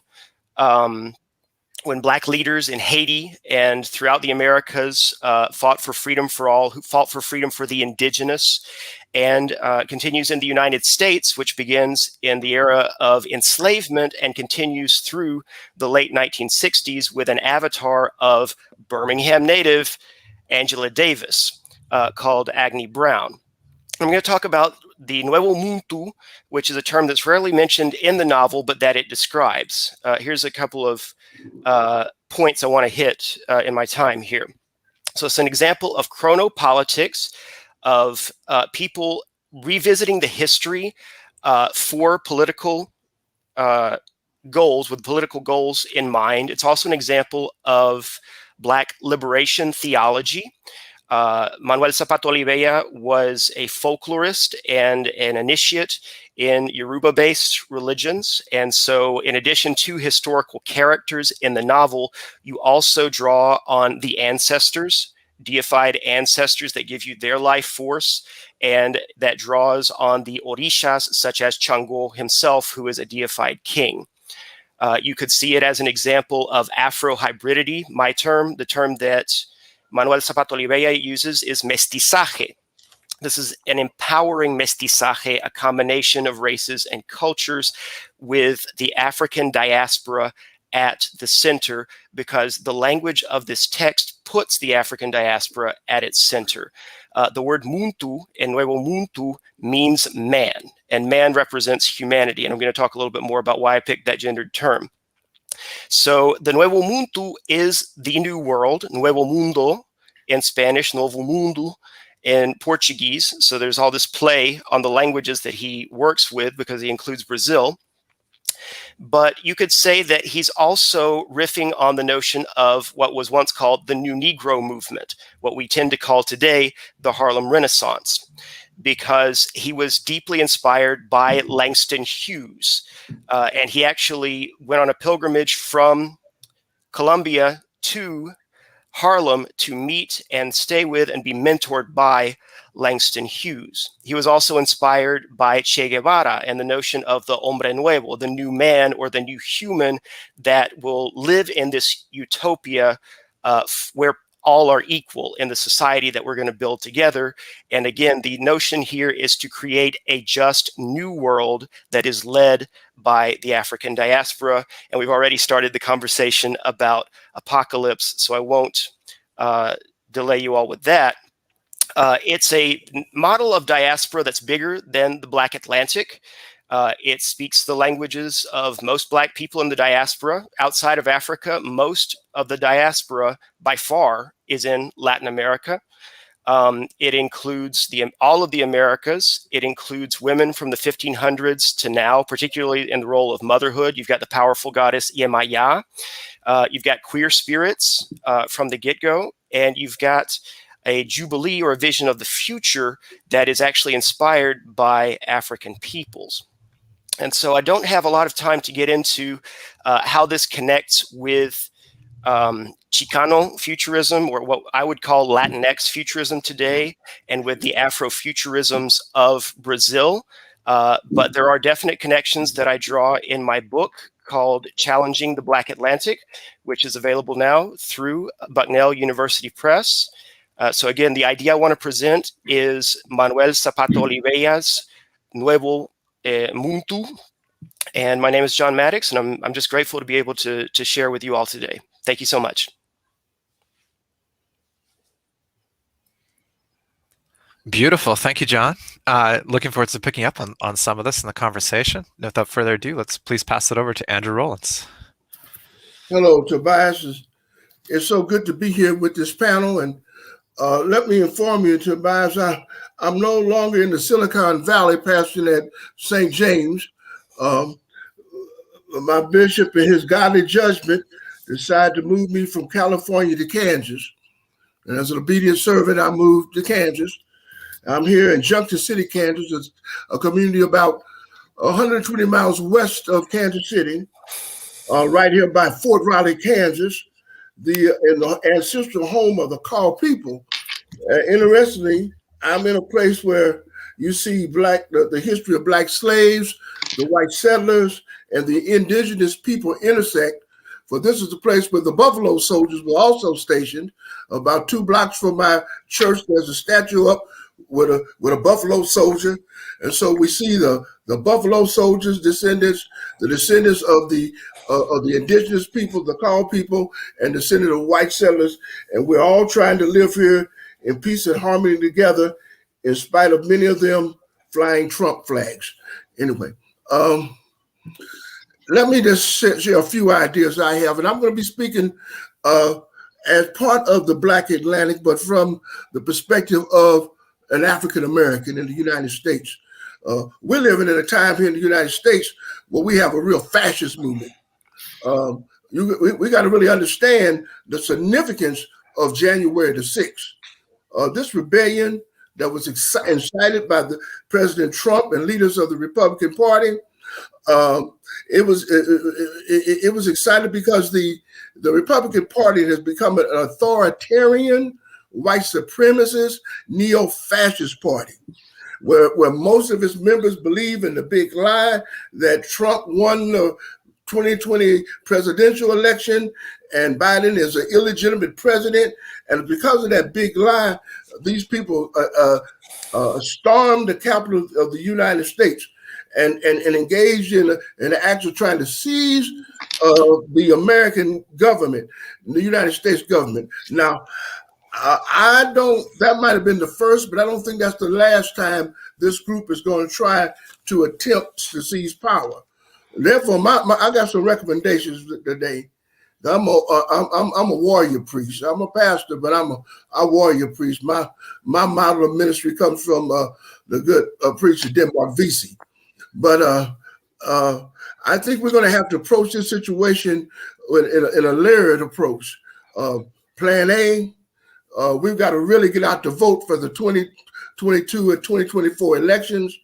Plan B, we're going to have to develop a self-defense program to defend ourselves against these right-wing militias and terror groups, because these people have already demonstrated that they're willing to engage in violence and force along with electioneering.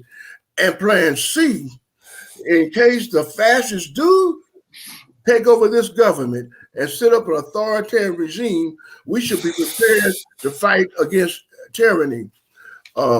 Few thoughts here on what it's going to be like after we come out of the dark winter, when we're going to be operating in a period of extreme accelerationism, where you got a lot of fast-paced changes.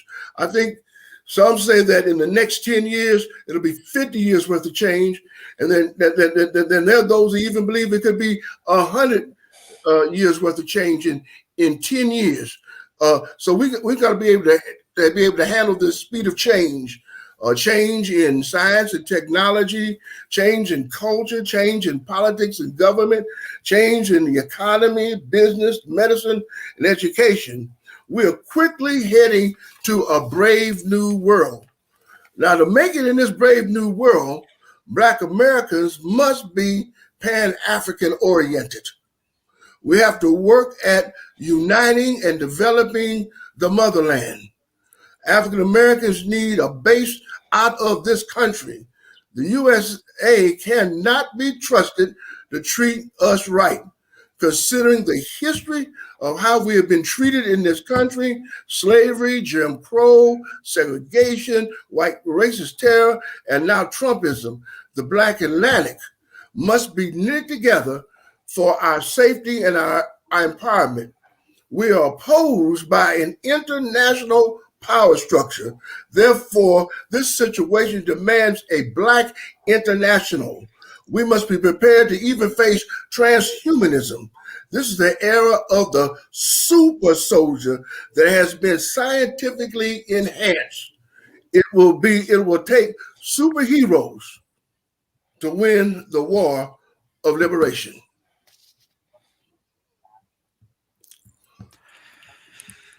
Damn, Andrew. And by the way, I apologize for getting your location wrong. This Oh no, I didn't tell you that. You didn't know. It's on me for trusting the internet and not asking you all before putting the bios together. Look, I would love to now open this up to discussion amongst us all. These questions coming at it from different perspectives, different geographies, different locations on the planet. But first, really to Robin, who might have to depart in a couple of minutes. So thinking about all of our perspectives and where we're at, we're welcome to ask each other questions and just converse around these issues. Robin. Sure. Andrew, I was really appreciating what you were saying about this, this acceleration of the sort of extension of the processes that, of course, are already well underway technologically in terms of we're already coming out of, the neoliberal extension into most aspects of everyday life that, had really begun in the 1970s. And of course, is now something that is, slavery and capitalism were already planetary, but we really did see an expansion of that technologically. And I think that in this new level of surveillance, that's something that we all also need to think about, particularly even the fact that we are, of course, all speaking in this panel on Zoom for very particular reasons, right? Like looking at this, saying goodbye to maybe some of the last little bits of privacy that we had left. So for example, I was helping with Black Lives Matter Toronto, some of the organizing that happened this summer. And there was just an access to information that came out that looked at the fact that it was supposed to be looking into the military's role in helping the long-term care facilities, because the Canadian military had been brought in to long-term care to help out with some of the COVID response. But then the last 30 pages of the report are actually just detailing the activities of Black Lives Matter, of the organization, of where they had been hosting demonstrations, of the ideology. So what you see is, again, this really even vast extension of surveillance capitalism, even when it's nominally about care, even when it's nominally about like an apocalyptic response to this unprecedented pandemic, you still see that somehow even then these like limited resources were allotted to surveilling Black communities organizing against police murders, right? So I guess what a question for all of us to think about is, what does this mean as technology is, of course, rescuing us and saving many, preventing so many deaths in the context of global vaccination, but what does it mean to then respond to and resist against the corporatization and commodification of our politics, of our political life and of our political response? Robin, so this report, which report is this exactly? I can't remember the name of it. Hang on a second. I think I have it open in my computer. This is just kind of fascinating to get this kind of access to see what the state surveillance says. Yeah. On it, I think it was out in the National Observer, but there is a full access to information report that actually looks at every, just pages and pages and pages of what had actually been done at that time. And again, a large section of it really is just how many protests there were, what were the main ideologies of the protest, who were the main supporters. So this is, the military's role in what was really nominally supposed to be about like coming in and caring in a crisis situation in the long-term care homes where seniors were literally left to die in many instances, right? Like of exposure of, they're now realizing that a lot of people didn't die because of COVID, but some were actually died just because of lack of attention, lack of care, right? So that even in this rapid emergency response to this crisis, we see that some of that, money and resources, et cetera, was being allotted actually to surveillance, which is we already are expecting from organizations like CSIS, which is like the Canadian, not identical to, but a sort of Canadian Secret Services, for those who aren't aware. And then we just have this expansion of surveillance into the military's role, as well as they moved into the province to help, and did help, in terms of the pandemic rollout in the context of an underfunded healthcare system. So what does it mean to continually defund healthcare while funding police? Well, what that means is then you end up having to fund the military to give as the supposed caring profession, right? And you never have that just caring. You of course have that then mixed in with militarization, with spying, with surveillance, with policing.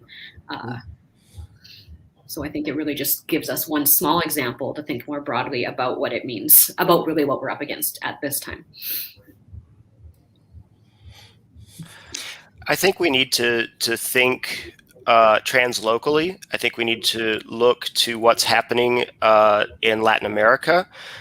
We have seen Trump leave the United States and come again in a new form. It's sort of a hydra that we're working with. But Brazil has never lost its tropical Trump. That's what he calls himself, Jair Bolsonaro. And he's not saying make America great again. He's saying make Brazil a dictatorship again. And so his rhetoric is much more extreme. He's still in power, and the COVID crisis is out of control in Brazil right now, and Black lives are being challenged daily. He is very pro-military, very pro-gun, and the good guy with the gun, that's cliche, means going into the favela and shooting people with impunity. So we need to keep a translocal frame of reference. If I may, I want to go back. Thank you for that, John.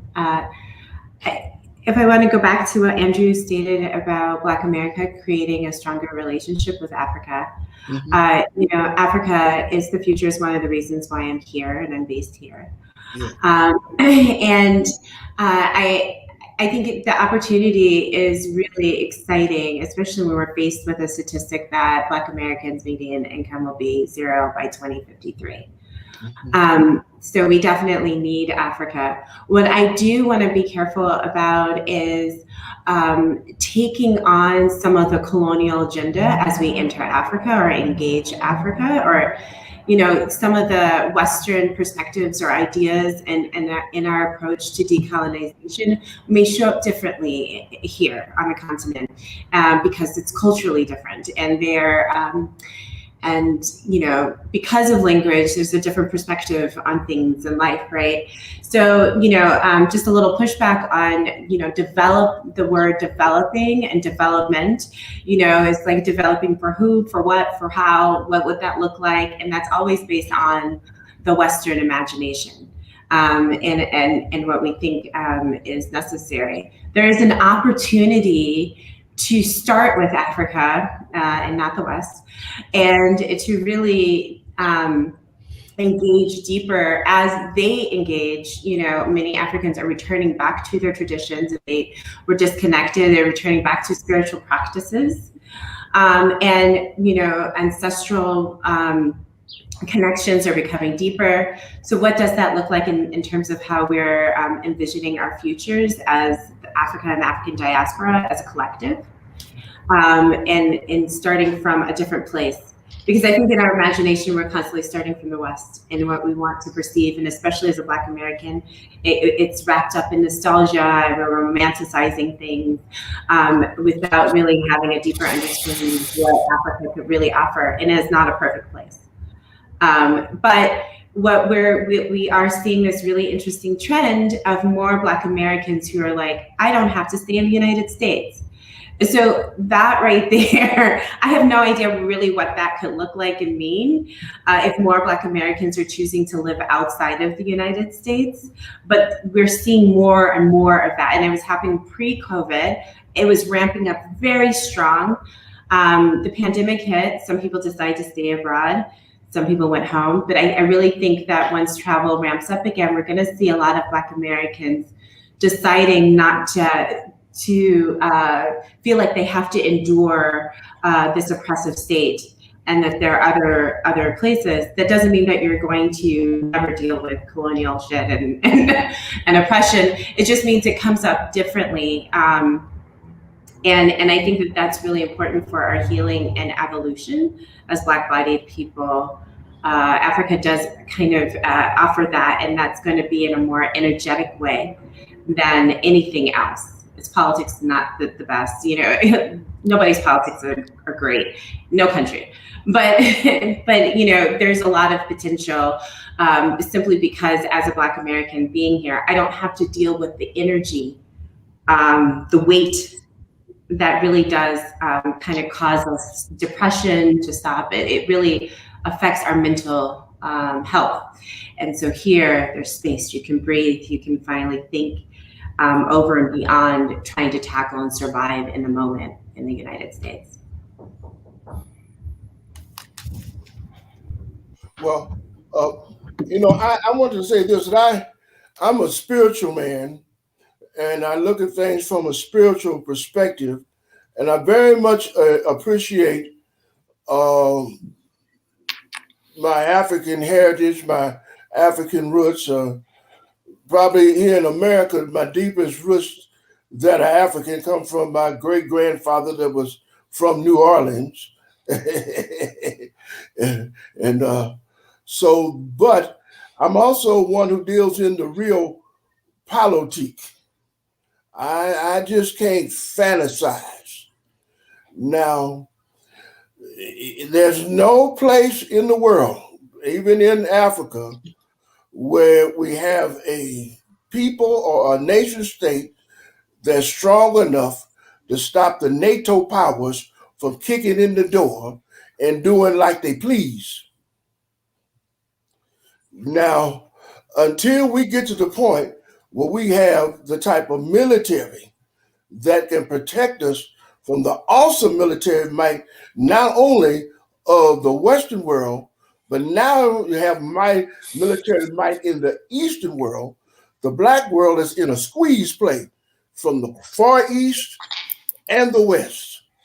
And so when I talk about development, I look at it the same way as maybe old Rollins need to do a few extra push-ups to be in shape so his foes can overtake him and conquer him and put him in chains. See, the one thing about China now, China is so developed itself now that I bet the Japanese Imperial Army of the day would have a hard time kicking in on China's door because they learned a lesson. They had to be able to defend themselves. That's why we were made slaves.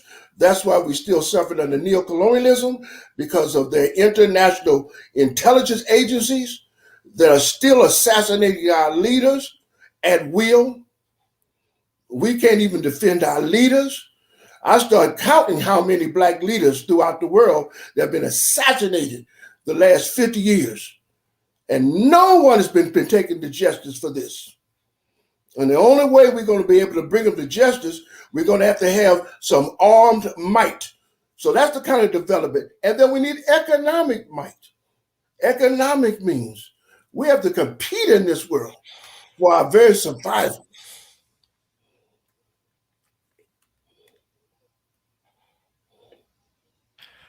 So I just wanted to quickly address, because Robin Maynard unfortunately had to depart for reasons of childcare, which speaks directly to the issues we're talking about, for sure. Even in Canada, we're not that much better, folks. But I also just wanted to quickly kind of throw the question out there. We're speaking about the use of militarization and surveillance during the pandemic. Right. And the way that various states around the world have utilized this opportunity to extend their surveillance and militarization of societies, particularly Black liberation movements and Indigenous liberation movements. And there's a very difficult problem here, because the right-wing conspiratorial worldview is that that's precisely what the pandemic has opened up, is this kind of, plandemic, this like state intervention. But this manifests then in a resistance to understanding the science of the pandemic, to wearing masks, to doing things that simply stop the spread of a virus. How does the reconstituted Black liberationist left address this ideological problem whereby the working classes around the world are being sucked into a right-wing ideology that does correctly identify the problem, state surveillance, militarization, but provides the wrong solution? It's that solution being only to increase militarization, actually, rather than defeat it. I mean, Trump is a figure that pretends to speak for the working class in the United States, the disaffected white working class, which might be a myth in itself, but in reality, of course, does not. Speak specifically for the entrenched, rich, white, elitist, white supremacist interests. So, I mean, this is a classic problem of ideology that goes right back to Spinoza, which is, why do humans struggle for their servitude as if it were their salvation? So this is just one way to think about this question, but I would like to throw it out there.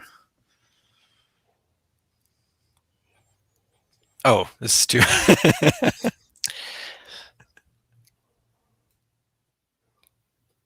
Well, I think this has been a struggle around the world, and I know particularly in the United States with this whole business of class and race in this country.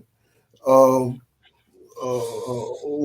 so many poor whites work against their own best interests. But racism is so prevalent in this society. And even, if you look in the 30s in Germany, the Hitler was able to catch up the masses of Germans into a right-wing ideology. And unfortunately, in this country right now, the United States, so many of the poor whites or the middle-class whites are leaning into right-wing ideologies, mixing in with some kind of evangelical Christianity that's perverted. And that's the state of the situation. I wish it wasn't like that. When I have a chance, I do try to educate my white brothers, but I have to keep an eye on them because they have a tendency to want to go down the right-wing fascist mode instead of want to be with the workers of the world unite. I think that there is generally a strand of anti-intellectualism that manifests in various forms, and xenophobia, which was the basis of the Trump campaign from the get-go. And so people tend to filter their solutions. So they'll see the problem that you diagnosed, Tobias, but they'll use the old solutions to address it and inadvertently hurt themselves and their loved ones, perhaps resulting in death. And I think that we have to restore some faith in science and in academia in general to reestablish trust in it, because these disciplines are very problematic. I was listening to the debate over high and low culture as terms over positivism in the 19th century and how it ended up in eugenics. There are all kinds of ways that academia can go wrong. But I think we need to reestablish trust in those institutions. Otherwise, people are just going to trust in fascist ideologies. They'll find that strong man. It's almost always a man. I can't think of another example, but they'll find that strong man and follow him.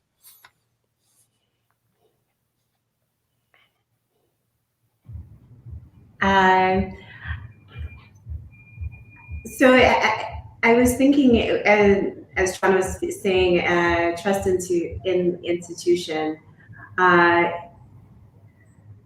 The push against intellectualism is very intentional, right? Because the more educated you are, the more you understand, the less likely you can be, at minimum, a white supremacist.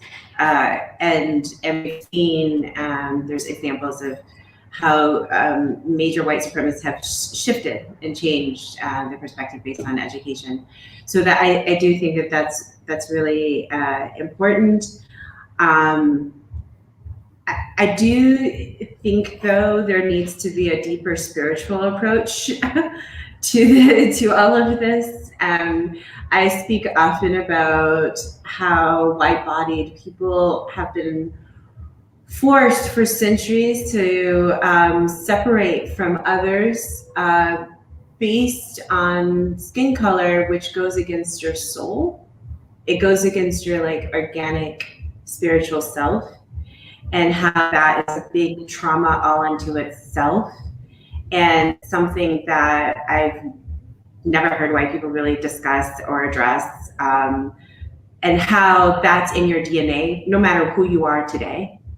But that anger, frustration, violence, all of the things are in your blood. So as much as we need to heal from all of the traumas that, because of what we've endured because of oppression, you have to heal from the fact that you have oppressors in your bloodline. And I think getting to the root of that is really important. In order for anybody to be liberated, we all have to work to liberate ourselves. And so that is that process.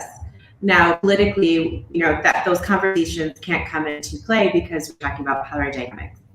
It's all about just power right now, and where can we shift power, find power, extract power, recycle power. So we're not going to ever go any deeper, and it's a shame because we're just creating more harm, just generational harm, and we're not allowing people to pause and to really investigate and really go deep and really face some pain that normal, a lot of people don't want to face, and society's not forcing you to face at this moment. Right. Mark Kimmel talks about angry white men, and that when you're a hammer, every problem looks like a nail. And so that notion of restorative violence being the solution to everything has resulted in a very toxic world. Indeed. It's this business of replacement theory that's very popular right now, that the men and the whites, especially in America, they think they're going to be replaced by the other, by an immigrant or by a black person. And of course, the white male is even scared of being replaced by the white woman. But when I hear this discussion of replacement theory, I can remember as a boy growing up in Kansas City in the 50s, the old saying was, "It's a white man's world." Mm-hmm. Right. I mean, that was it. It's a white man's world. And Right. so why can't it be everybody's world, Mm-hmm. Right. And I think that so many of the white men are in shock that it's not their world anymore, but it really never was just their world. This world was is everyone's world. And I guess so many of them can't adjust to sharing. Right. That's I think the author's name was Michael Kimmel. Sorry, but that's why the Muntu notion is so amazing, because it's a notion of miscegenation and of intercultural understanding and mixture that goes against that phallic notion of whiteness. Yeah, I was just going to say that that is the white man's apocalypse. That is no longer their world. And one thing that I don't know why we don't discuss, but part of the conservative concern is the low birth rate among whites. And that informs so much of what's happening, of policies, positions, everything. And I really wish we had a more open conversation about it. There's a really good podcast, The Argument, where they really get into the different types of being a Republican. But at the end of it, the low birth rate was like the thing, that the through line. And, if we don't discuss that, because we're talking about a fear, and that fear is just is affecting everyone. It always will, and it's just going to cause more harm. So I think that we really need to go deeper into that issue in terms of the white person's fear of what their future will look like if their birth rate continues to be low. So I'm just going to briefly step in here because we have some questions from our audience members. And one of the things I wanted to bring up is we're here because of Afrofuturism. Afrofuturism is this kind of imaginary territory.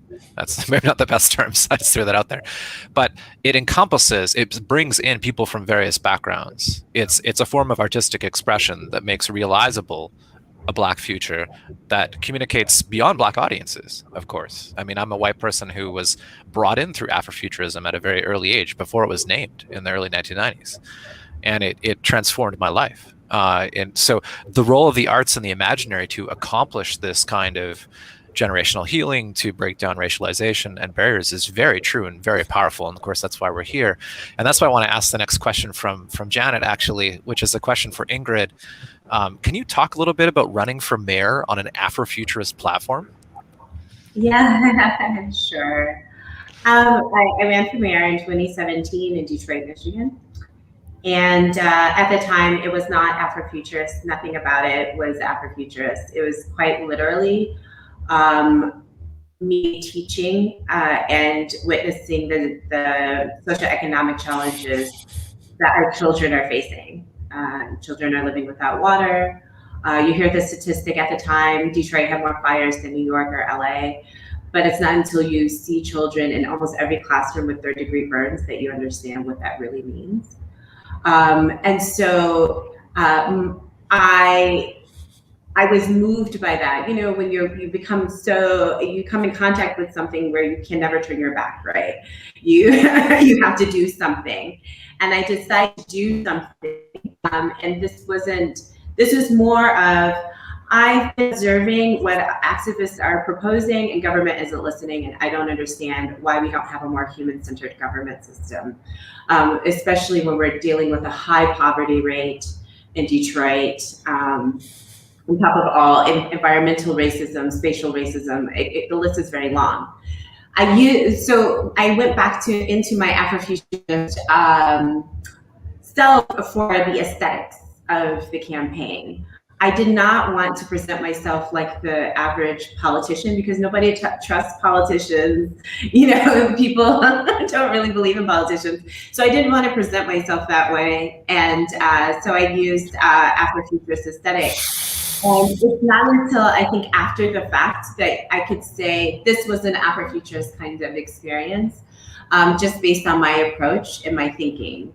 But it wasn't like, that's not how I started off. But just to conclude, I had in my campaign office, I had different talks in circles where I would bring up a different topic every week, expanding the creative industry, using cryptocurrency, tax foreclosures, adult literacy, restorative justice practices.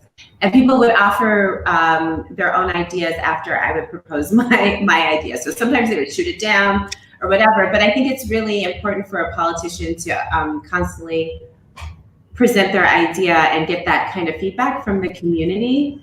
And that led to me proposing a universal basic income based on a cryptocurrency that Detroit would create, also using blockchain technology to organize our record system. And so I guess that's where, like, the futurist part, I became really deep into how can emerging technology help tackle or at least reduce poverty and hopefully evolve Detroit into something really, because we have that opportunity. Detroit was starting from a new place. It went through its own apocalypse. So it had this opportunity, and that's what I was trying to propose. And I guess to some degree, I have never left the platform. It just shows up in different ways now in my work. I'm absolutely fascinated by the concept of proposing a cryptocurrency. So would the cryptocurrency be Detroit-based so that it effectively functions only within the Detroit economy? Yes, so it would be a Detroit-based crypto. We were thinking you could back it by the cannabis because cannabis became legal. I mean, there's actually a lot of things that you can do, but yes. And my UBI was $2,000 a month. So we became close with the stimulus. We became close with the expanded unemployment. I might see my dream come true in my lifetime, which would be exciting. To the panelists, I mean, we do have 2 more questions here actually that I can pose, although if you would like to reply to this, please do. I'm fascinated by other examples of pragmatic Afrofuturism, like applied Afrofuturism within the social political sphere, and then sort of what that looks like. Yeah, I call it applied Afrofuturism as well. Yeah. And I think that's the 2.0 that Dr. Anderson is talking about, is that it's time to, as Andrew, you were saying, like real world applications, how do we get this done? And but Afrofuture thinking, I think, really is a perfect framework for really trying to tackle that in this reality.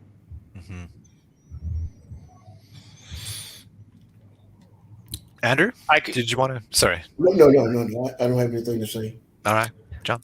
I could argue that an example of applied Afrofuturism is Adelante Alabama and the Shutdown Etowah campaign. There is a facility, a detention center, let's just call it a camp. All right, there's a camp for undocumented people here in Etowah County, Alabama, that has a terrible record of the conditions they keep people in. It's famous for using the money for prisoners' food and detainees' food to buy the sheriff a beach house recently. So it's very corrupt, very brutal. And so I think this vision that Adelante and now they've kind of separated the Shutdown Etowah campaign have proposed is shut down the whole facility. That's the county jail as well. So you've got Latin Americans and people from all over the world, really, on the 4th floor. And on the 3rd floor, you've got disproportionately African Americans that are being caged due to the war on drugs and many of these over-policing, many of the issues that we've been talking about. And I would say that Shutdown Etowah, that very simple message that we will not tolerate this camp in our state, is an example of applied Afrofuturism. We deserve a better state than this in the future.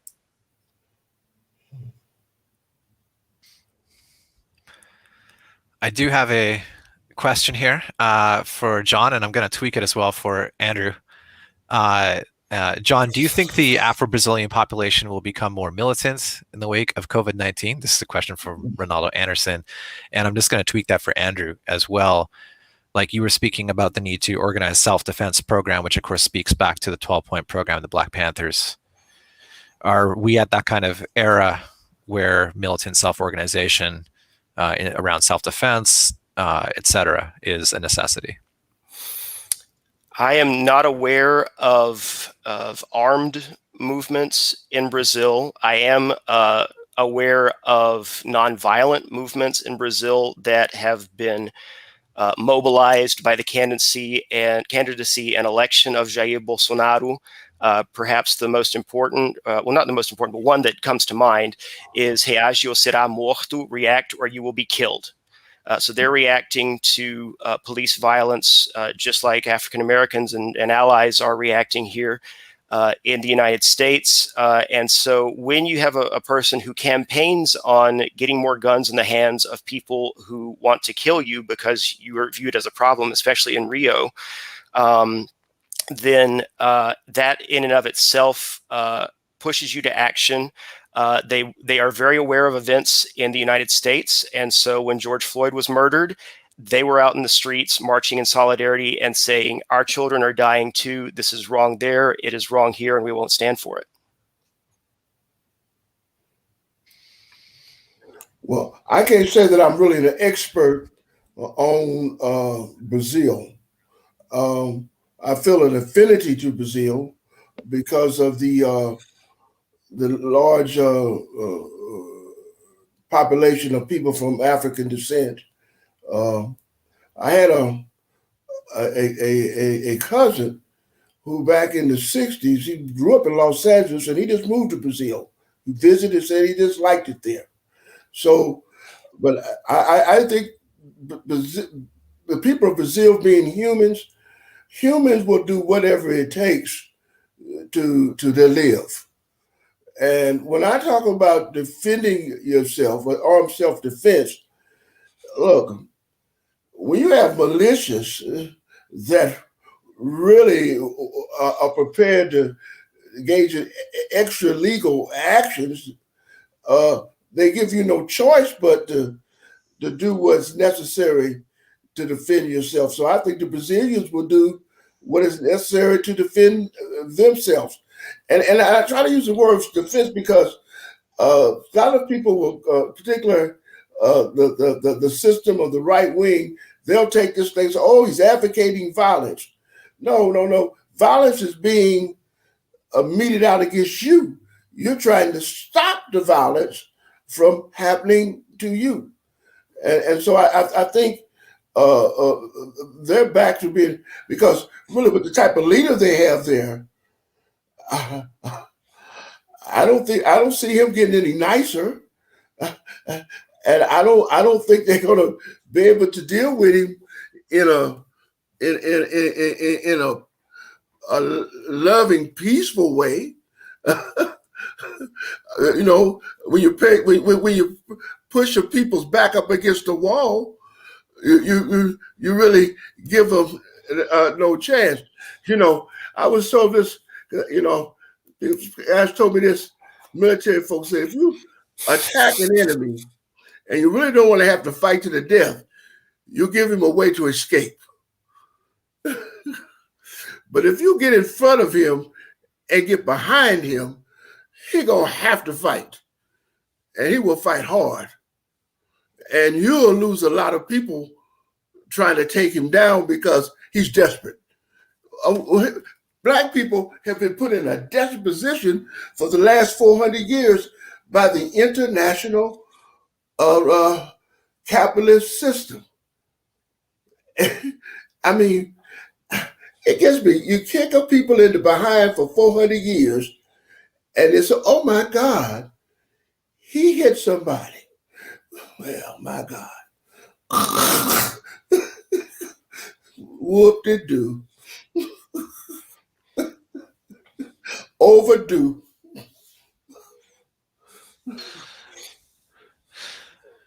We're just drawing to a close here at the end of the panel, down to our last minute, actually.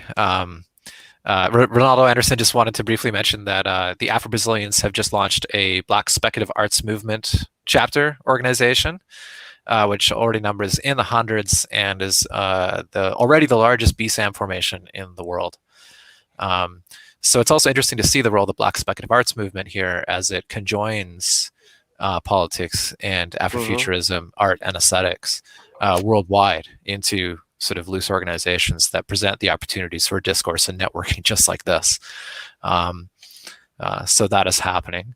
I just want to take the brief time right now just to thank you all very kindly for taking your time for this panel. Ingrid Lafleur in South Africa, Dr. John T. Maddox down in Birmingham, Alabama, Andrew Rollins in Kansas City, just outside of Kansas City. I missed the town again. And earlier, Robin Maynard coming in from Montreal, Canada. I'll let it go there. I'll just remind you all, of course, of the after party one last time up on Twitch. There you go. Now you can read it. The Cosmic Funk after party, 5 p.m. Eastern Standard Time, with myself and Stacey Robinson. We will be throwing down wax, including treasures like this. I just pulled this out for you, John. This is one of Sun Ra's radio artworks, sound artworks, actually. Space is the place. Very obscure record. Yeah. I have one of the Space is the Place reel-to-reels from the recording session behind me. Wow. Yeah. I don't know if it's real. A real.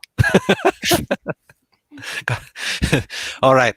Thank you very much for tuning in today. I wish you all well, and I'll hand it over now to our producers and organizers.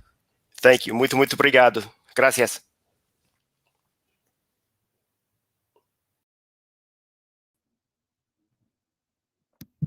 Thank you for that great presentation. After the Dark Winter, trying to imagine what are the alternative politics that may take place in the wake of COVID-19.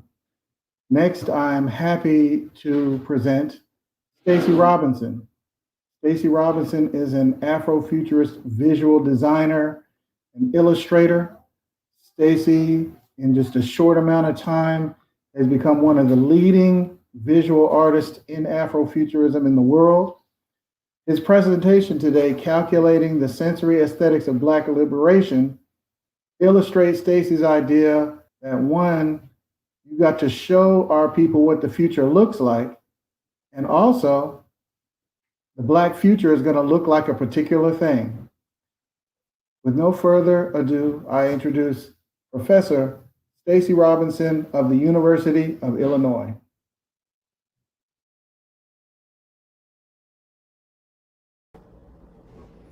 Hi, thank you all for having me. Reynaldo, thank you for that great introduction. I have 15 minutes, so I'm going to jump right into this presentation, and I will start with a land acknowledgement. We would like to begin today by recognizing and acknowledging that we are on the lands of the Peoria, Kaskaskia, Picankashaw, Wea, Miami, Mascoutin, Odawa, Suak, Meskwaki, Kickapoo, Potawatomi, Ojibwa, and Chickasaw nations.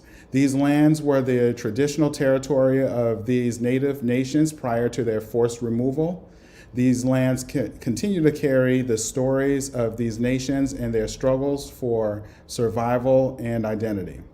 As a land-grant institution, the University of Illinois has a particular responsibility to acknowledge the peoples of these lands as well as the histories of dispossession that have allowed for the growth of this institution for the past 150 years. We are also obligated to reflect on and actively address these histories and the role that this university has played in shaping them. This acknowledgement and the centering of Native peoples is a start as we move forward for the next 150 years. Right now, I'm going to share my screen.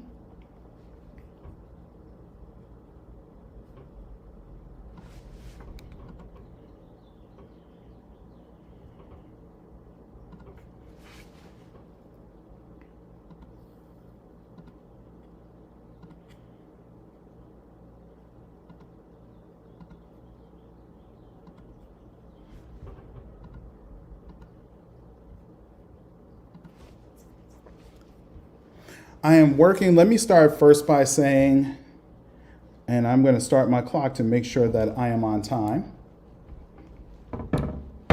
Let me first start by saying that I am working with a particular aesthetic, thinking about 5 ideas that any liberated people, any free nation of people have 5 things that they are working with that I have found. 1, they have sovereign land. They have a government that legislates the laws of that land. They have a military that defends the interest of their land. They have a currency, their own currency that allows for global trade and commerce, and their God looks like them. This is a burgeoning theory as I am a visual artist and I'm looking to, as I say, calculate the sensory aesthetics of Black liberation. I do not believe that, and I'm also coming from a perspective that I believe that we have done a really good job in our intersectional thinking and defining future or progressive ways of thinking about gender and sexuality. However, I believe that we have neglected defining what our Blackness is and what our liberation is and what our nationhood is. Also included that is the dismantling of class. I'm also a crate digger. I've been collecting albums for the last 150 years. I've been collecting records for the last 30 years. And I inherited a large portion of my collection. So these have influenced my art practice. These are some of the aesthetics. And what you see, this drawing here is a depiction of Grandma's Hands. Shouts out to the Bill Withers song and also the Gil Scott-Heron song, depicting a Black grandmother laying hands on her Black grandchild as he is looking through the lens of hip hop, and as his hands are up and surrender to the police. This is a work in progress, and when you will understand this more when this piece is done. People ask me where queerness is situated in my work. And I like to think about how anytime you see maybe some of the symbols of any levels of queerness, you will also see the Black liberation flag. You will see the red, black, green, and yellow. And this is a way that I'd like to think about, once again, in thinking about how we are defining ourselves also has to be connected to our the way that we think about Black liberation. I am working with a working definition of DEI. And this is, I'm not going to read this, but you can read this for yourself. This is how I'm beginning to structure my art exhibitions as I am thinking, as I am also involved in the local community, thinking about these issues, thinking actively on my campus on the unit level of art and design, but also on the college level of fine and applied arts. So these are some of the artists who have influenced my work. Maddie Clairween, who is very well known for the Miles Davis's Bitches Brew cover and the Santana Abraxas cover, but also Pedro Bell and Overton Lloyd, who founded the aesthetic of Parliament Funkadelic. And this is another one of the Motor Booty Affair album. And these are the pop out aesthetics of this. I'm going to go through this really, really quickly to make sure that we are on time. I'm also working in the tradition of already established theories and manifestos. Here you will see Emory Douglas's manifesto, Emory Douglas, the Minister of Culture for the Black Panther Party. And points 6 and 9 are two that I like to point to. I like to create art of social concern that a child can even understand, and create art that challenges the colonization of the imagination. I'm also looking at W.E. Du Bois's criteria of Negro art, where he is, for example, thinking about I don't give a care or a damn about any art that is not used for propaganda. I can challenge that, but I'm also working in that thinking. And I'm also, I heard the 10-point program the Black Panther Party mentioned earlier. We are still fighting for these particular points in our liberation. So I am working according to that thinking as well.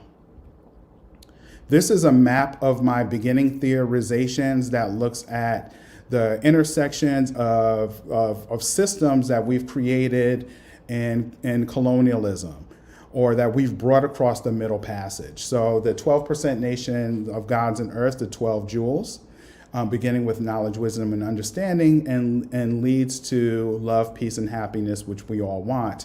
But also looking at the framing of that through the 5 primary tenets of hip hop, and also looking through the Nguza Saba as a framing mechanism for my beginning thinking.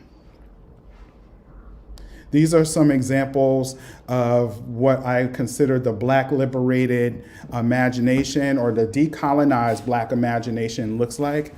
You will see these Black fists rising into the cosmos out of this Black angel and out of this woman's head, which is exploding with vibrant color and nature, etc. And the middle piece is showing at the Smithsonian in the fall in an exhibition called Futures for their 175th anniversary of the first museum, which is the Arts and Industry building. And it depicts a Black woman with the Bell rocket belt, listening to the cosmos. We are seeing her in a liminal space where she is asked a question to the cosmos and she is listening for an answer. And that conch shell that you see above her imagination is a shout out to one of my favorite artists and inspirations, Charles White. These are 2 more albums that I inherited, and I imagine here that Rick James and the Mary Jane Girls have busted out of L7 and escaped into the Garden of Love. working with that same inspiration, I created the Most Death Star, obviously inspired by Star Wars Death Star, with a remix and thinking about Most Deaf and as an interaction with that, with a black planet that has landed in the city of Chicago. And this adjacent piece is a really quick, easy, understandable way to think about a black pyramid city floating in space. Some of these images I created at this time were created to jumpstart the black imagination to think about the beginnings of what Afrofuturism should or maybe could look like. This is some of my other aesthetics. You're looking at Revelation 16:1, and that was also inspired by the Parliament album Chocolate City, for example, and the Mothership Connection album, which looks at, shouts out to the Black Panther movie, where a Bugatti spaceship landed in the hood. Well, that was a shout out to this album cover, I believe. These are some other album art, other pieces from albums that I've created for friends of mine. This is album art that I created for them. I'm going to go through this really quickly just to stay on time. Larry Levan is a major influence. Larry Levan was the DJ of the Paradise Garage in New York, and I imagine him conjuring the marginalized community through the sound of the record into the Paradise Garage, which once it was demolished, appeared on Sun Ra's The Other Side of Time.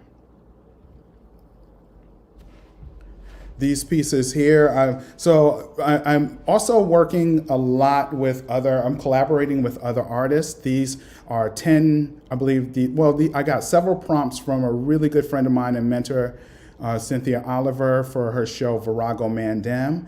And she was looking at Black masculinity through a Caribbean lens. These next two slides are from a gallery exhibition that appeared, a billboard exhibition that appeared in Buffalo this past summer, in the summer of 2020, called hashtag Black Matters, where I created 12 prompts that thought about the moment and what we might want to consider moving forward. So you see a shout out here of this black man, for example, ripping off the white mask, which is obviously a shout out to Frantz Fanon. These are some other images from this exhibition. I'm a comic creator as well, and these are the first 4 books that dropped through Abrams' books, and my really good friend John Jennings' line of books, which he curates, called Megascope. My book is Across the Tracks, that was written by Alvern Ball. And this book, all of these books actually are on sale now. I wanted to show this page so that you can see my process. I am working on the iPad Pro, and I'm sketching out a layer. I'm going to another layer, creating the full inks, and I work with a collaborative team, my son and some former students who help with the coloring of this book. These are some book covers that I've either made art for or used existing art for. So my goal is to be one of the key people in the Afrofuturism movement and helping to define the aesthetics of Black liberated futures. I'm also working with an idea of what do Black utopias look like. So one of the things I argue is that the only place that Black people are free globally is in the decolonized Black imagination. So my goal is to illustrate what that looks like. So I'm looking at here, for example, King's Mountaintop, where he said he'd been to the mountaintop and seen the promised land, and he may not get there with us. However, he did not leave us a longitude and latitude of that location. So what does that look like? What does Prince's erotic city look like? And even looking at the ideas of Black death as a utopian space, because many of us look to die in order to receive peace. These are works in progress. And this is a piece from my thesis exhibition in 2015 called Building Black Utopia, We will have to look at our past and our present in order to imagine what our futures look like. I believe that our future is in our past, but it is not free of trauma. This piece called Dark Sankofa looks at a Black woman looking toward an African-centered Saturn as the Afrofuture is emerging and transforming before our eyes, but she is also embracing the traumatic past. The great white shark, which is now in a corporate suit, emerging from bloody waters, those sharks that reference the following of slave ships during the Middle Passage. We have to bring our trauma into the Black liberated future in order to dismantle it. This is what I am thinking about. I also believe that this is a piece called We Got Next, and it's a declaration of what we got next in. But I'm also looking at what does next look like, and it becomes an abstraction really quickly. But the declaration includes statements like, we have next in defining our neighborhoods and policing our neighborhoods. We got next in defining our education. We got next in defining the depictions of Blackness, et cetera, et cetera, et cetera. These are some pieces from my current exhibition where I'm looking at scholars that I grew up on and scholars that have influenced me even in current years. Chancellor Williams and the reconstruction of Black civilization, Robert F. Williams and Mabel Ola Robinson, for example, and thinking about Black self-defense, which is mandatory for us.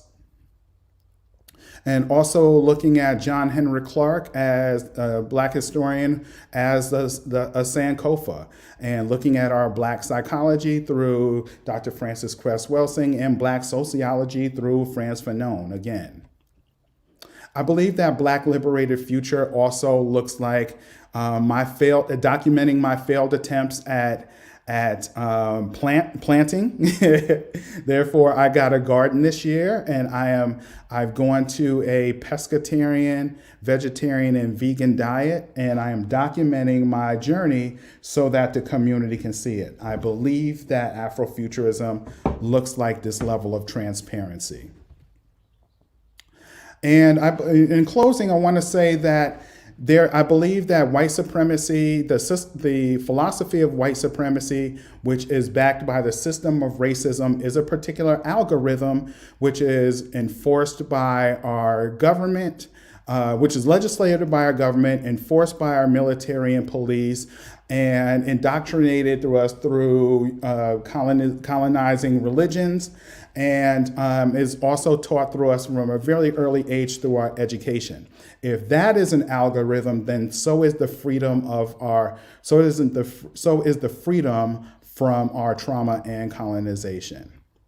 And I want to say thank you. You can hit me on Instagram, Twitter, and Facebook. And of course, we got to end on Grace Jones because she is dope in many, many ways. And I am also a slave to the rhythm. Thank you very, very much.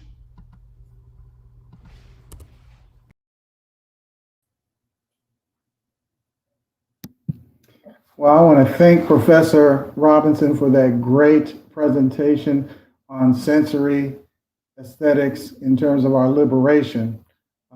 Next, you're in for a real treat. My friend, Rashida Phillips, who is a part of a tremendous collective along with More Mother that deals with the topic of Black quantum futurism. Her presentation today, Black Quantum Futurism, CPT Symmetry and Violation, is a real treat that's coming on in just a few seconds here.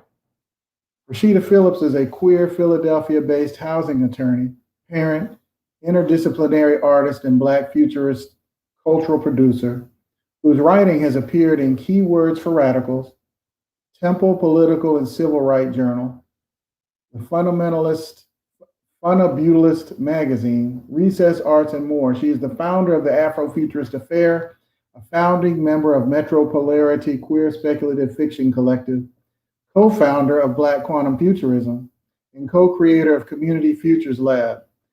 She is a social justice advocate and a 2016 graduate of Shriver Center's Racial Justice Institute. and a 2018 Atlantic Fellow for Racial Equity. As part of BQF Collective and as a solo artist, Phillips is currently a CERN Artist Resident, Vera List Center Fellow, a former Pew and a Blade of Grass Fellow, and has exhibited, presented, been in residence, and performed at Institute of Contemporary Art London, the Metropolitan Museum of Art, Philadelphia Museum of Art, Serpentine Gallery, Red Bull Arts, Chicago Architecture Biennial, and Manifested Biennial, and many more. At this time, I'd like to introduce my good friend from Philadelphia, Rashida Phillips. All right, hello. Oh, hi. Thank you so much. Thanks so much for having me and inviting me to present today. My name is Rashida Phillips. I am joining you and acknowledging that I work and live in the unceded indigenous territory of the Lenni Lenape and Wingo-Hocking people who were and continue to be active stewards of the land. So I'm going to be presenting today on the project that I'm doing as part of a residency with CERN called CPT, Symmetry and Violations. I want to just share my screen.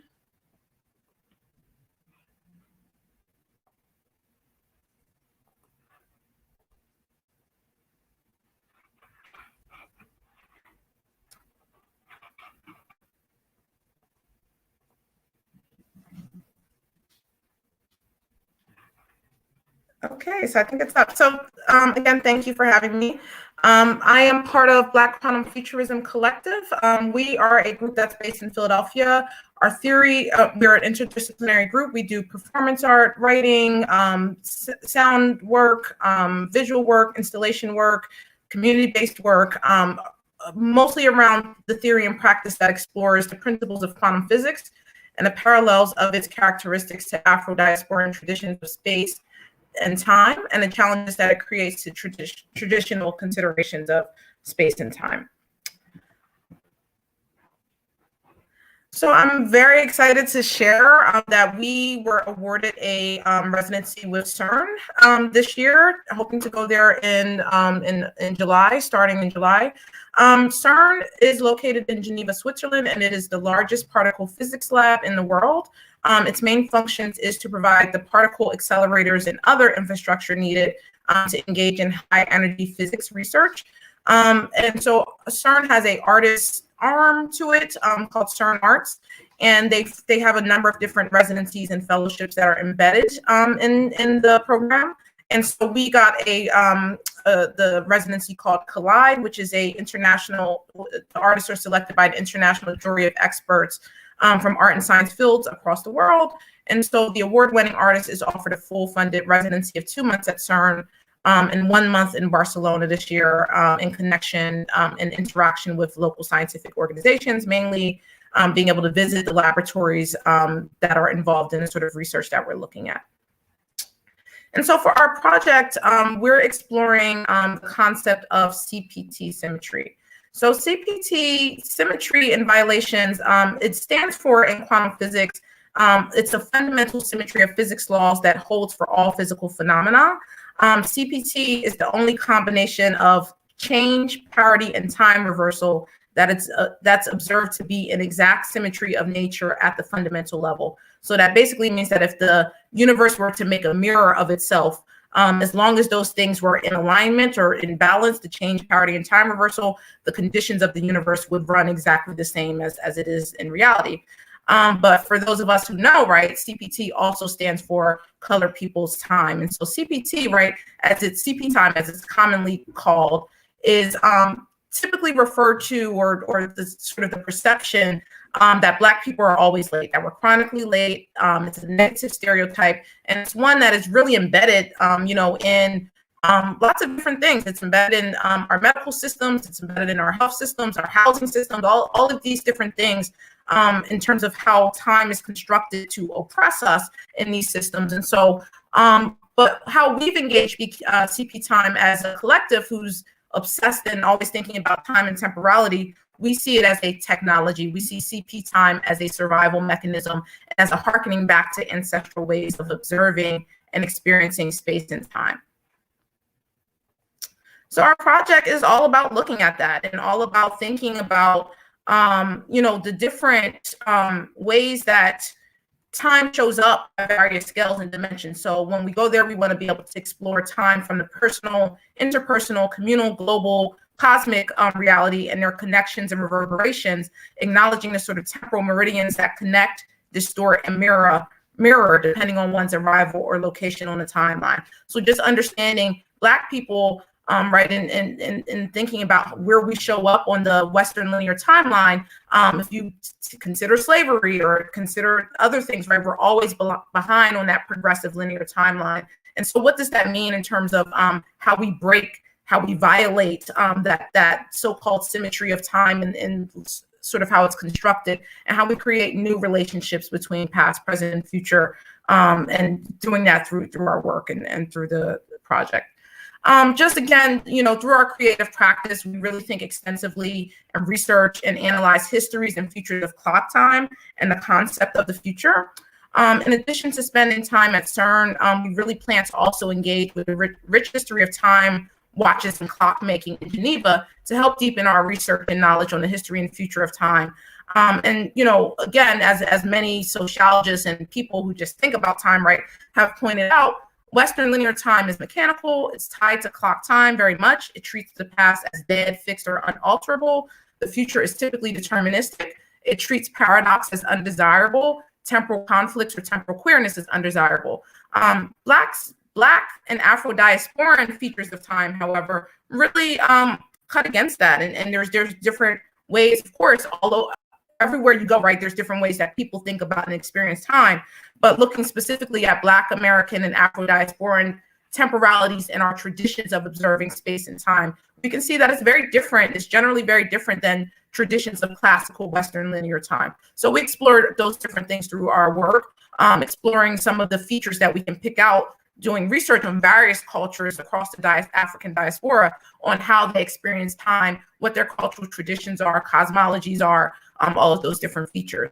And comparing that, right, and contrasting that to Western linear time, but also what quantum physics says is possible with time. And so when you look at quantum physics, right, how a particle of light, for example, it shows up in time and in the world is very different than how big objects show up in time and in the world. So a particle, for example, can go backwards and forwards in time according to quantum physics. It can exist in various different states until it's collapsed. A piece of light, right, can be a particle or a wave. So it has all these different features that when you align them next to Black and African traditions of time and space, you see a lot of parallels and a lot of things line up. So really wanted to explore those ideas further. What better way to do that than with a bunch of quantum physicists? And so again, just part of the project is thinking about the everyday technologies for time travel and temporal displacement that show up in our cultural practices, thinking about the objects and artifacts that are around us, thinking about, for example, one of my first experiences time traveling was being a little girl sitting in a hair salon, having to sit under the hair dryer, right? So creating a time machine out of a hair dryer, or just different rituals and practices that we naturally have, whether it's astrology or tarot, or just everyday rituals that Black folks engage in that really rupture, again, linear time or sort of the mandate that we all experience time objectively and in the same ways, when the fact is that we don't all arrive into the future at the same rate and pace, and that the future looks differently for some of our communities. And then also just thinking about our natural, ancestral, biological ways of experiencing space and time is also a part of our work and how we think about it. So just to show a few of our projects, one of them is the Black Women Temporal Portal. This is a portal that started off as an online portal that just has a lot of different technologies, again, about how Black women in particular, thinking about this, what we call Black womanist temporalities, how Black women who sit at the intersections of race, identity, gender, all these different things, how we experience time differently. What are our rituals of time and temporality that show up, and so sort of putting those pieces on our site, and we collaborate with other artists. And so you also see some pictures there. We hold an annual event called Black Women Time Camp that has presenters from around the world or also locally come and give workshops that are specifically dealing with Black womanist temporalities and temporal technologies. Because I like to do it big, I wanted to have an actual portal, Black woman temporal portal. And so we built a Black woman temporal portal that we displayed a couple of years ago in an exhibition. It's now unfortunately dismantled, but we still have the pieces of it if anybody ever wants to display the Black woman temporal portal. But inside are different technologies, again, that have us reconsider the ways in which we experience space and time. And so there's like writable wallpaper, there's these clocks called bio clocks in there, and I'll show you a close-up of the bio clocks in a second. So again, Black womanist temporalities, the unique intersectional temporal experiences as Black and woman and girls and trans women and all the folks who identify as women and girls. This is just a rendering of the portal. And so I just wanted to give an example of some of the clocks and some of the technologies that you find. I don't know if this video is going to play, unfortunately, but these clocks, we call them bio clocks. They are clocks that move. Wait, I may be able to get the video. Okay, there we go. These are clocks that move depending on your distance to them or your proximity to them. Some of the clocks play based on sound. So they'll move, the hands will move or go forward or backwards based on how loud the sound is next to it, et cetera. So again, really wanting to bring into reality the different ways that we experience and deal with and think about time. Sorry, just trying to get my... And so we take this technology and again, we want to explore, continue exploring this technology through the CPT Symmetry and Violations Project. So now we're starting to create bigger bio clocks and different astrolabes that again are interactive and move sort of like a compass, right? But move in relationship to your distance to them, to the sound to them, in relation to your body. And so this is a stage that we built in Marseille, France, as part of the Manifesta 13 Biennale last year.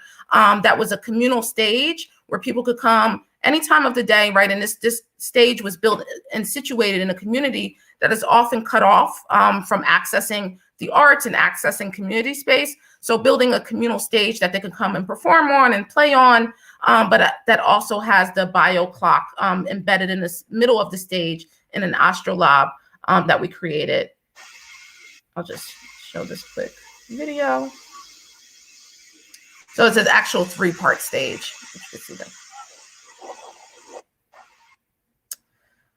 So another technology that shows up in our work that we'll be exploring more through this project is this idea called quantum event mapping.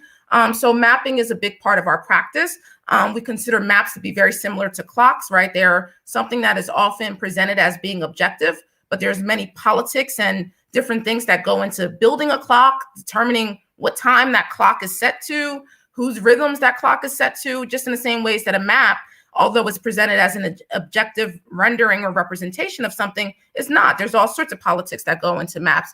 And so mapping is a core piece of our practice, and we have a mapping practice called quantum event mapping, which basically considers the different ways that quantum events show up and happen in time together, and just de-emphasizing the focus on an event or an experience being connected to clock time, which is just one feature of it, right? Or again, looking at Afro-diasporan practices, right? The clock time doesn't matter when we're talking about an experience or an event, which goes back to CP time. What's important is when we all show up together, how we experience the moment together. Afro-diasporan practices emphasize different pacing, different rhythms. We all have different rhythms, but when we come together, right, that's when the event starts, not the time that it starts on a clock. So really just thinking about how these things can show up in real life practices and how we can reclaim those ways of experiencing and mapping and spatializing time. And then the last thing I'll show is a project that has shown up in different iterations. It's connected primarily to a project we had based in North Philly called Community Futures Lab, which was a year-long Afrofuturist community space in the heart of a community undergoing gentrification and massive redevelopment.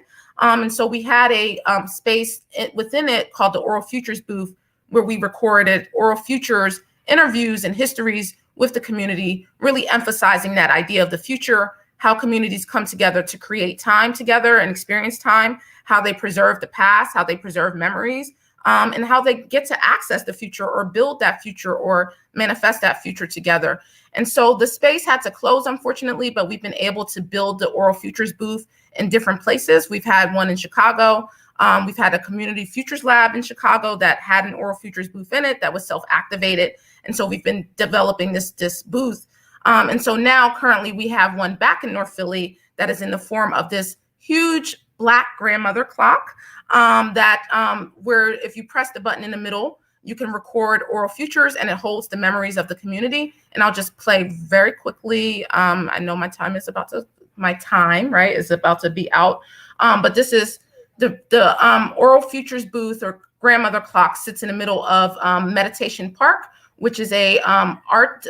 It's based at a community-based arts program in North Philly called Village Arts.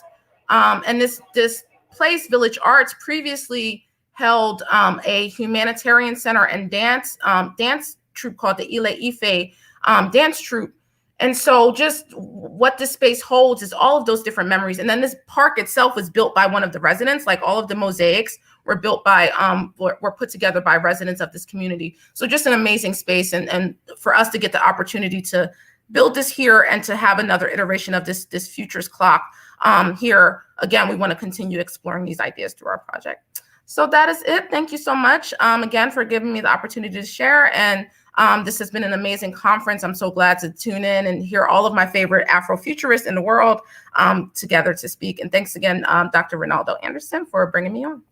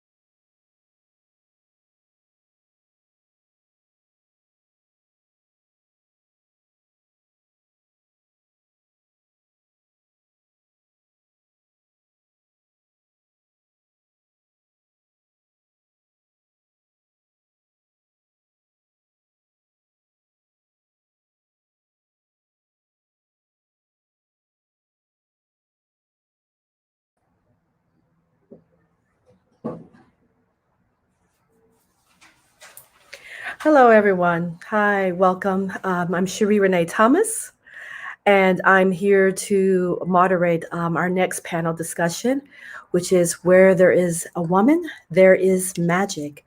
Very excited to introduce four creators here from around the world.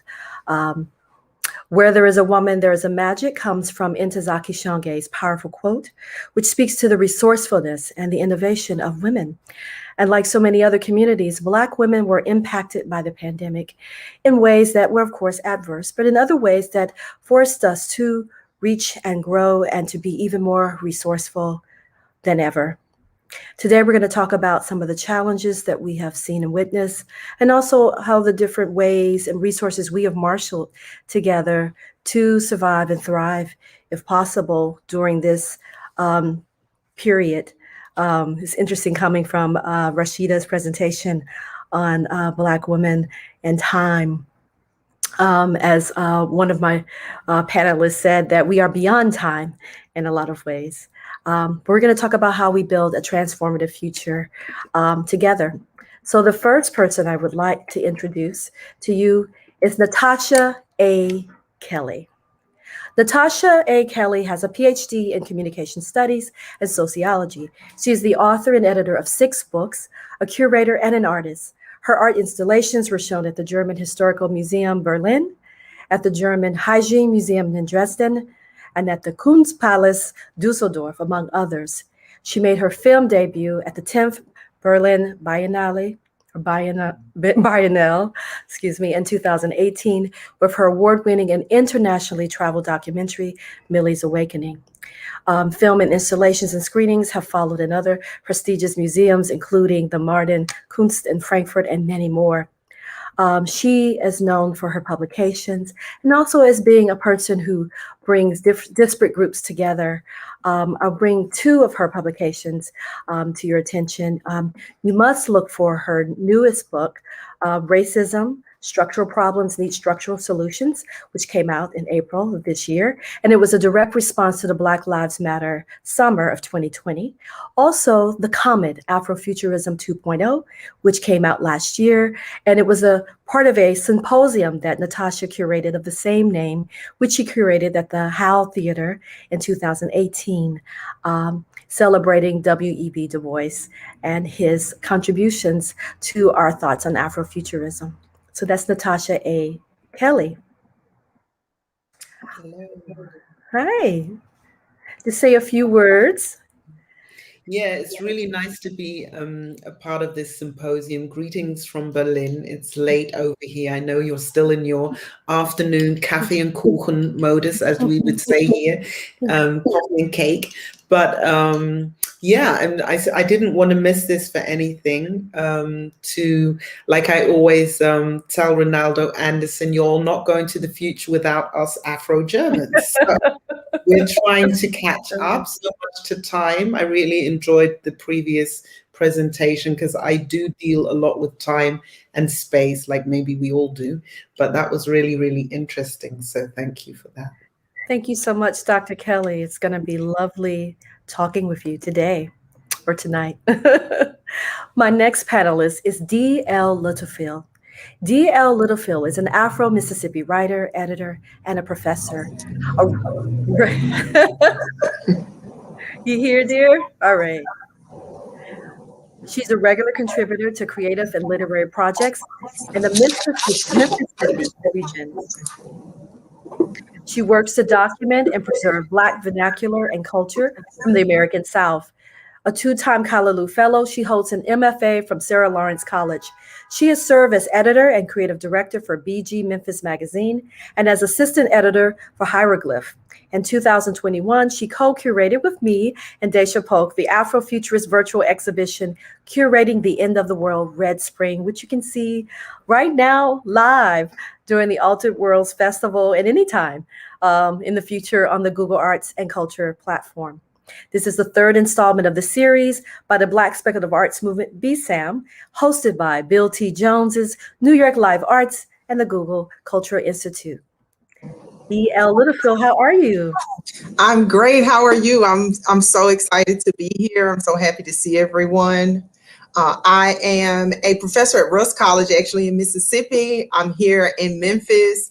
So I often refer to this area as Mississippi. You know, in Memphis, we're right on the state line, and it's very hard to distinguish what state we really live in. I want to say also, I was just so pleased to listen to the presentation right before about time, because in the South, I think we're often kind of seen as and feel like we are behind, right? We're kind of stuck in the past and kind of always trying to catch up to the present day and to the future. So thanks for having me. Thank you. All right.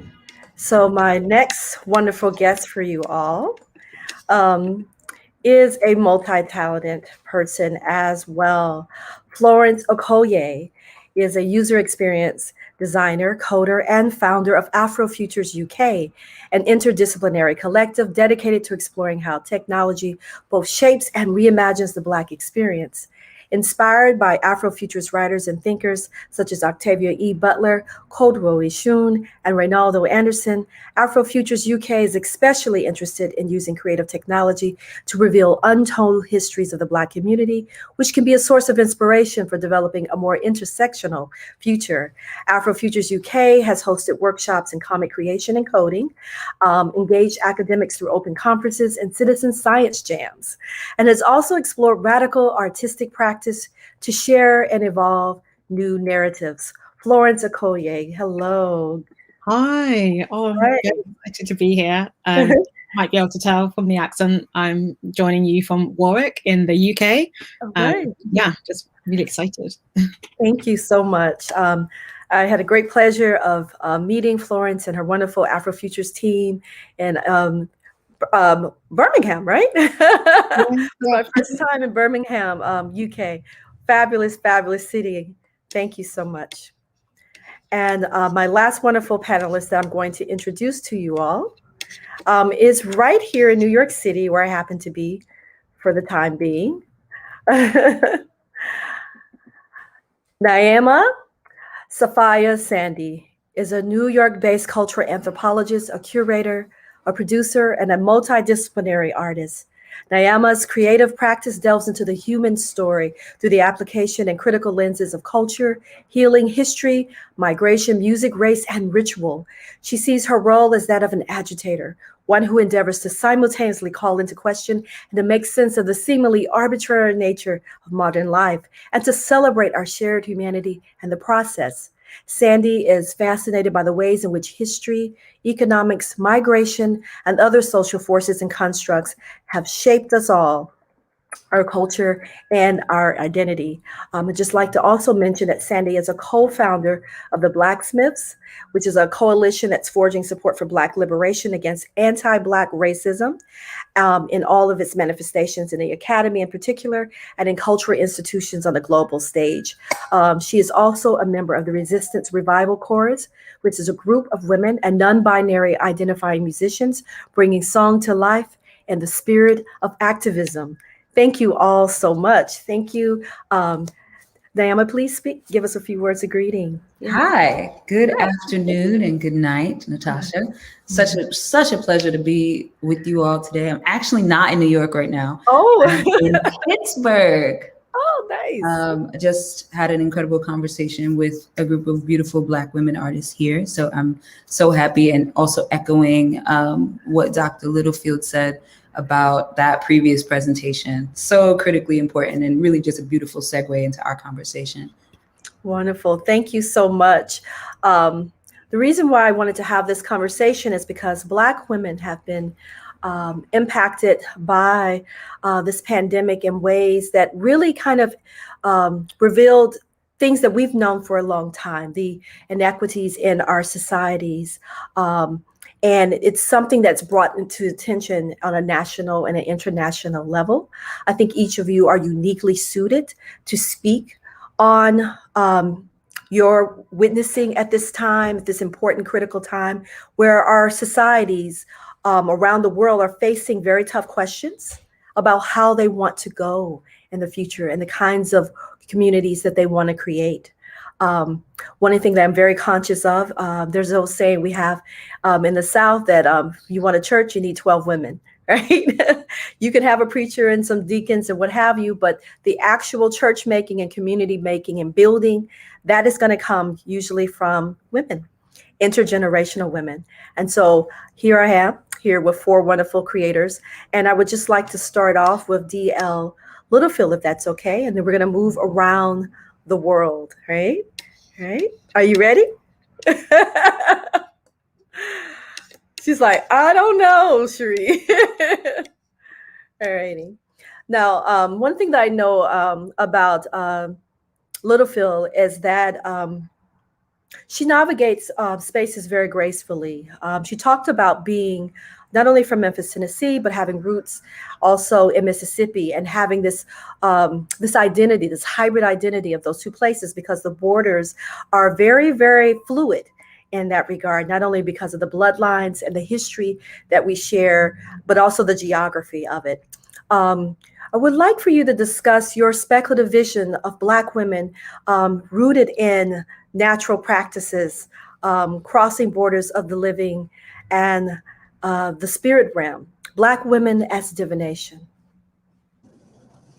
So I wanted to speak a little bit today about Black women, particularly Black women working in speculative fiction and speculative arts in general as diviners, right? And how these acts of writing these novels, whether they're short stories, poems, creating works of art, are really acts of divination, right? As Black women, not only in present day, but really throughout history, we kind of have to be responsible for everyone. We have to anticipate not only what we're going to need, but what everyone around us is going to need. This was really no more evident for me than it was during the pandemic, right? Because everyone was in crisis, right? And Black women were in crisis, but we also had to take care of everyone else who was in crisis. So I think of a lot of, for instance, thinking about Octavia Butler's novels, not only her novels, but her short stories, which are really my personal favorite,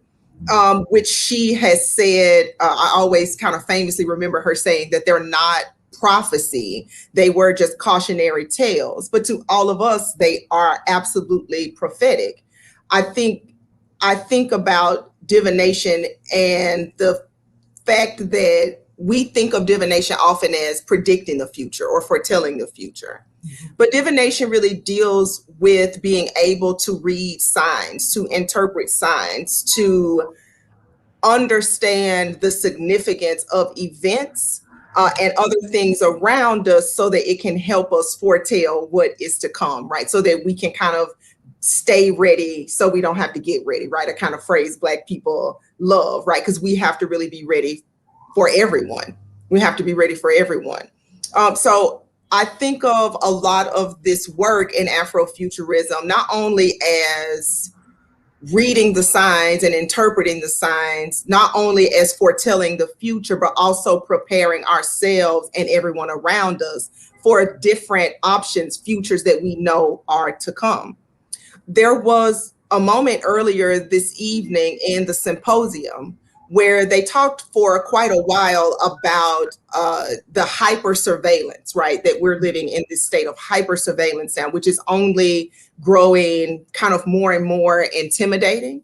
Into that, there's a sort of a threat from all of kind of the visual technology, right? Where now we're kind of entering this state where not only do we know we're being watched really at all times, we're being watched, we're being listened to, but also we also can't trust what we see and what we hear. There's technology that can put you in a place where you've never been. They can put your face on someone else's body. There are bots on social media who pretend to be Black women in particular. It's not many other people that they're pretending to be besides Black women, right? So we also kind of can't trust the news. We can't trust information. We can't trust what we see or hear. When I think about the push, or I guess the kind of growing trend of Black women, particularly in America, moving toward mysticism, moving toward African traditional spiritual systems, I think part of this move is a sort of anticipation that there will come a future where what we're in right now, where we can't trust what we see and hear, we can't trust technology, we can't trust the news. The only thing we can trust is our power of divination, right? The only thing we can trust is our relationship with the spiritual world. The only thing we can trust is our relationship with the spiritual world. Very, very interesting. The thing that has struck me about this telling of signs, watching the signs, that is very much the work of a speculative fiction writer or creator. You are observing your society in the present tense.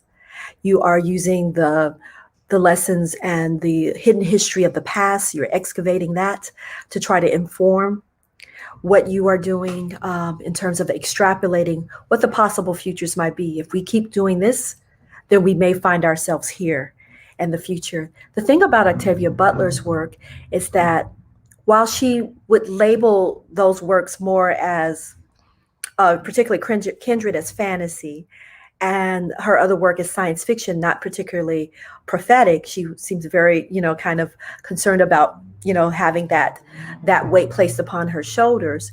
She was actually observing the world as it was around her in the present tense in the 80s, right? And because we haven't, as a society here and as a world, as a global economy, haven't changed those large moving systems that operate, whether individuals choose to be a part of them actively or not, right? Then you're going to see some similarities. You're going to see the same things happening generations later because we haven't changed the root things of that. I wanted to move to Nyama, to talk about some of the work that you're doing, some of the radical revisioning of the way that we see our place in the world and the way that we use our art. Because that's the other thing I really enjoyed from the presentations that came earlier, this idea that we can take this technology, we can take these tools and reimagine them for our own use rather than being the ones who are being acted upon. We are the ones who have agency. Could you talk a little bit more about how you have incorporated your own vision into your work and why you're choosing to do that in that way? Well, again, thank you for this great question. And really sort of echoing something that Al said there. So much of what we understand to be life, right, is like through these lenses of how it's all through us understanding and making meaning from the tools that our ancestors have left for us. So this idea of the word technology, right? Like it isn't just our computers, it's our braids, it's all of these tools that we use in life. And so thinking about singing, thinking about the fact that like it's really new for us to be able to use music and recorded music in a particular way, right? And just really activating those histories and our connection to ourselves and our ancestors through that. So in particular, the most recent works, so as we said, the Blacksmiths just developed last June, and we have worked in coalition with many other groups that sort of ad hoc came together through the pandemic, including the Wide Awakes. And so a lot of what we were doing was really just activating joy and thinking about joy as a portal to possibility, and really thinking about how do we put people's power back into their own hands? How do we activate people toward recognizing their own ability to change a future, even if it's not just their own, thinking about themselves as a cog in a community, in a much larger one than where you live, but also the state, the city, where you live, on the planet. Like, how do we shift all of that together? And I think, it's been an interesting and really beautiful moment in terms of having people think about that and connect to that. Yeah, I want to get back to you on that because you are able to you're doing this in so many different spaces. And I imagine the diplomacy that you must leverage and the politics of space is part of that work as well, as particularly as a Black woman artist, right? Entering these spaces and using these resources in different ways than they perhaps are traditionally used. So, and each of you actually have done that in your own journey. So so I would like to talk more about that. Natasha, Dr. Kelly, you're very humble. That's what I just want to say for our audience who may not know. You are a lightning rod in Germany, I might say, a source of inspiration for a lot of people. Just you pioneering on your own in many ways, and asking the questions that need to be asked and creating the space for others to come out of their communities and to come and talk as a group about what is happening for Afro-Germans, the Afro-Dutch, has created quite a community wherever you go. Could you talk about what it was that, because it's actually, when I think about you, I realize pre-pandemic, post-pandemic, Natasha was doing the same, change making work, right? Right. And that's really true for all of us. I feel like we were, even though the pandemic exposed the fact that of what we already know, Black women are underpaid, they are underutilized, their resources are underestimated often. They are often training other people and answering all the questions and doing other work, and yet their titles and income does not always reflect that work that people absolutely believe they are entitled to, and that they actually depend upon to execute their vision in the world. We are often the invisible ones, right, behind that labor. It also exposed the mental health crisis that has been in our communities, in the world, for pre-pandemic, particularly. Children are, young people have been away from school for a very long time. It is the mothers often who are there, sitting there on the multiple computers, monitoring the schooling that's taking place, while also trying to work and being probably the first one to get let go from those other jobs. Can you talk about the kind of work that you have been doing in Germany before the pandemic, and how that may have changed or not during the quarantine and afterwards? Because it seems like we've opened up, this pandemic has opened up a space, right, for a lot of conversations that we were being gaslit about. Yeah, I think the most important keyword is space. Looking at Black German history, it actually started in the women's movement. So you cannot disconnect our community from Black feminism. Our movement is rooted in Black feminism. So it was from the beginning that this whole idea was practically put forward or ignited through an intersectional idea. And I think that this whole intersectionality has been something that has carried us for now nearly 40 years. But for the first time through Corona, it has now actually become a thing. So not for us, obviously, because this is part of us, of our system, like the glasses that I wear. But for the majority society, Corona has made things visible, what people were not paying attention to for so long. And I think alongside time and space, speed, as Reynaldo Anderson would say, hope he's listening, shout out at this point, has been something that has come into my life since Corona. Because it's not like I'm doing anything different, but everything has just been hurried up. It's been rushed up. It's like where I had one job before Corona, I have 10 now. Here in Germany, we're so backward on the topic of race and race relations and intersectionality and everything that goes with it, that since Black Lives Matter were on the streets, and it's not like they were on the street for the first time last year here in Germany. People could think that, but no, they weren't. We've been on the streets here for years as well, but people haven't been actually seeing us. No, so this becoming visible is also important. But speed has become a major factor in my life, where everything has just been speeding up. People want to learn 400 years history in 4 seconds. They're like catching up. They need it's like people are really absorbing everything that we've been trying to throw at them for years. It's like for the first time they're really sitting down, but not really taking the time. Now we're back to time coming from that lens to actually listen and learn. No, they just want everything, in one gulp, and best that we chew it for them, and they just have to, that kind of thing where you're like, no, we're not going to catch up 400 years just in 4 days, just because you people have now found out what you've been doing wrong all this time. No, this is really about you all sitting back and allowing us to have the space, and not only space for our bodies, which is something very seldom here in Germany, but also space for our minds, because we're here in Germany, we're in the mind of the beast, where you in the UK might be in the belly of the beast, but we surely in the mind of the beast. where this whole things started. Yeah, and so we don't even really have the cognitive space.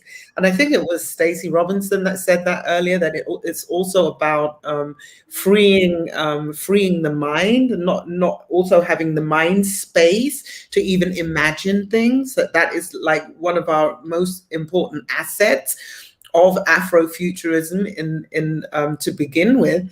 And this is something which I think is now slowly only opening, that people are for the first time seeing structures, especially from our community, are understanding now what it actually means to look beyond structures, to actually think beyond structures. So we're like in these massive baby steps. No, the baby is just about start to crawl. Let's put it that way, into the direction of really envisioning things coming together as a community. We're otherwise very isolated. Where I got so fed up before Corona, just being stuck in the past, especially Germany's past. I don't think we have to tell anybody about that part of history, but it's like there was nothing beyond that. They're denying their colonial history. So we as a Black people don't even have a presence here.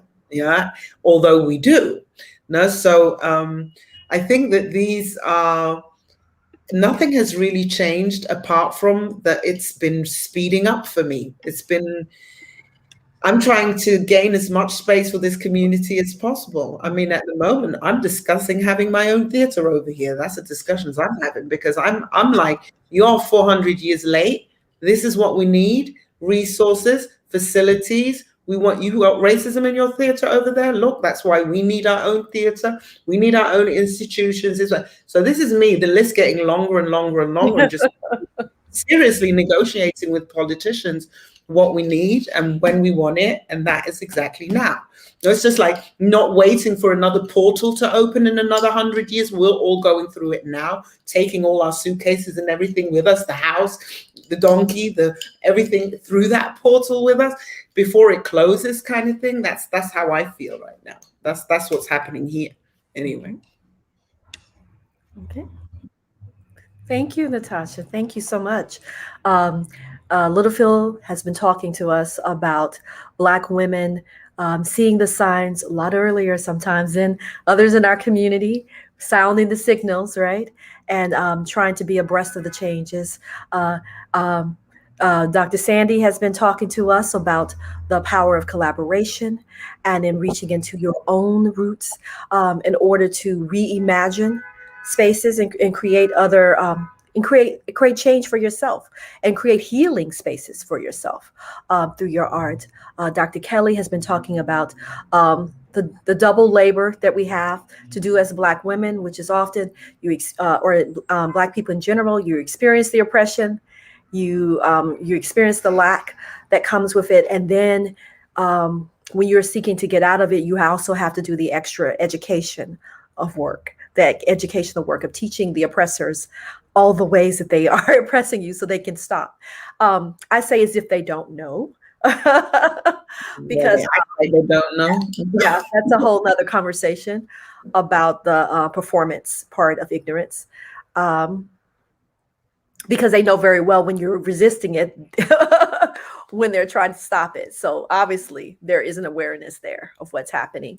But also talking about so how do we get to parity, right? How do we get to this space where in this accelerated period, right? Where everybody wants Black content, Black bodies, Black brilliance, Black creativity right now. And so they can appear often, so they can appear to be on the right side of allyship. The execution is sometimes problematic. Now we have Florence Okoye in Warwick, right? Who is working with some really fascinating people and working from the technical side of things. Could you talk a little bit about how you use your professional work in your communal activism work, and where it blends and where you kind of, how it separates at times? Yeah. Thank you, Sherry. Yeah, I mean, there's kind of two main areas, I guess. There's the tech. So my day job, I work as a user experience designer and a user researcher. So a lot of my work is about trying to understand how and why people interact with technology the way they do, and how ultimately how whatever gets made by technologists, from the coder to the designer, can impact both individuals and communities. And so in that sense, one of the things that I try to do is really try to almost bridge the different worlds that I'm kind of part of. So there's like the social world, the world that is like, other Black people, other women, other queer people, and trying to at least kind of raise awareness about the kind of the technology, the infrastructure that's surrounding us, and the opportunities for resistance. And I think, and that's really where I like to sort of like, I try to focus a bit more of my efforts these days. I think, if you were speaking to me maybe 2-3 years ago, I was kind of very into this whole notion of kind of bringing the community into like the tech spaces, because, we need to kind of diversify tech. We need to kind of make it, but actually, as kind of, I suppose my practice has matured, and seeing kind of more of the trends, the signs, as it were, to as Dr. Littlefield was saying, actually, it was like, well, to be honest, this, by in a sense, really all that one is enabling is kind of a more inclusive exploitation, quite frankly. So actually, what's really needed is really to kind of encourage other technologists to kind of go the other way, stop trying to bring kind of the other in, but actually you yourselves need to actually start almost like turning traitor, in a sense. Like, it's actually down to you to say, hey, this is what's going on, and sharing that knowledge with the communities that it's impacting. And so some of my work has been really trying to figure out like kind of effective ways, or sort of sharing, what is going on, sharing some of the even design methodologies that can be, quite powerful for helping people think about, ways of kind of resisting, ways of creating new ways of like interacting with each other. So a lot of that through workshops, and through talks as well. And increasingly through organizing within the tech sector as well, to as much give technologists like the language of, almost like the language of humility, really, to understand how it is that they need to essentially repair the damage that we're doing, the damage that we're working on. And then there's the other aspect. So I currently work at a museum. And I'm very much a museum nerd. I always have been. Museums, libraries, art galleries, as a kid, those were kind of like my spaces, as it were. And so in many ways, I feel genuinely privileged to be able to work at a national museum, which has collections. So it's not the British Museum, it's the Natural History Museum. And it has sort of scientific collections kind of going back to 200 years in some cases. And so, because I've always been interested in science and science communication, that's a really interesting opportunity to start thinking about how we can make science more accessible. So, for example, one of the things that we did a couple of years ago was like running things like, we called it the Afro Dino hack, because we were like, well, everyone loves dinosaurs. But how many people know about like the dinosaurs of Africa? Like, we all know about T-Rex, we all know about Stegosaurus, we all know kind of about the dinosaurs of like that were discovered, quite frankly, by colonialists in the Americas. But like, how many people know that this is part of like the African heritage as well? The fact that actually there's like a wealth of really amazing paleontological finds that, quite frankly, are being taken. They're the things that are kind of gracing the museums of like Britain, of Germany, of France, of America, of North America. But like, what do we know about them? Like, and so that is also part of. Oh, you're muted. Sorry. Where did I stop? At the findings of Africa. Those were the Oh, ones. cool. Okay, cool. That's not so bad then. Sorry, I was getting too energized, as you can probably tell, and then my fingers hit the mute button. Yeah, so that's kind of the other half of the stuff I'm working on a lot more now, like really trying to kind of open up these collections that are rightfully ours, and the knowledge that actually, in fact, not only, you know, the travesty actually is not just, it's not solely the knowledge that was taken out of our communities, but then was kind of replaced by, you know, very simplistic, like fundamentalist, like religion.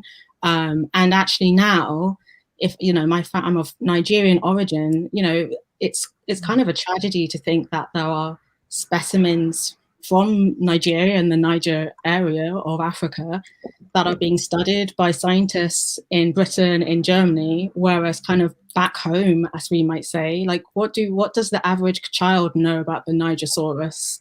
You know, and in fact, actually, we're seeing the rise of like this fundamentalist Christianity and Wahhabist Islam, which often actually encourages quite like, you know, actually, quite frankly, a lot of self-hate. So that's kind of the sort of thing that I'm in my small way trying to kind of do, I suppose, and try to heal in a way. So you have made a movement during this time period. I think I saw you in 2018, the last time I saw you in person, right? And so now it's like you're moving, like you're kind of started off as a cognitive scientist in a way, you know, asking the questions of, you know, how we all respond to our apps and our computers and all this other stuff. But now you're moving out of that, maybe moving out of that into a more experiential thing where you're saying, oh, let us center ourselves in our, you know, African, you know, knowledge in the world that it's already present. Mm-hmm. Let us center ourselves there and then move outward from there. Mm-hmm. And it's a very interesting philosophical shift you have to make, right? When you're doing it. And I find that it's in this time of the pandemic, when there's a lot of overt, lively, spirited discussion, right, about what we're going to be doing with what resources, when and where and how and who should marshal them, and what is the nature of a city, and what's the responsibility of a city to its people, what's the responsibility of government, you know, to its citizens. Having that kind of philosophical shift, it's also a liberating thing, but also one that's going to create a lot of backlash. We're already seeing it in where I live normally, Memphis, Tennessee. I'm in the land of the Lenape now, but Memphis, Tennessee, the land of the Cherokee and the Chickasaw Indians originally. Land that was very fertile, worked by my family's ancestors and others for generations to help build the first wealth for the United States. I always like to acknowledge that labor as well as the land, because they go hand in hand. But I'm thinking about how these conversations are very exciting for us, right? I was telling one of my younger children that, you know, I spent the early part of my adult life being gaslit about whether or not racism existed at all, right? That was a thing. We won't even talk about the Me Too movement, which was a whole nother level of, you know, cognitive dissonance now. The things that we lived under, right? The societal understandings that we had as a culture, right? There is going to be a lot of space open for change, but we're going to have to, as always, as Black women who read the signs and the symbols and keep aware of the history and pay attention to what's happening, we're going to have to protect ourselves well for that backlash, right? Already a Tennessee legislature has decided to expedite a move that they have done a few years ago. First, they had a whole open vote about whether or not we should have African-American history as a part of the curriculum in the state. They wanted people to vote on that. And now they've already made a move to basically try to teach children that slavery was a good, you know, to take us back to, you know, 1800s foolishness in Tennessee. And that's just in my little small neck of the woods. So there is an active backlash. We all have got a chance to talk with to get to know each of you now. So if we could have an open conversation amongst ourselves, and then we'll open it up to the public. And reminding everyone that you are welcome to visit the Inner Space virtual community at any time to explore this wonderful symposium and to see the Red Spring exhibition, to see part of Curating the End of the World exhibition. All of those wonderful things are in the Inner Space area. But one thing I know Nayama said that you wanted to talk about was restitution. Yeah.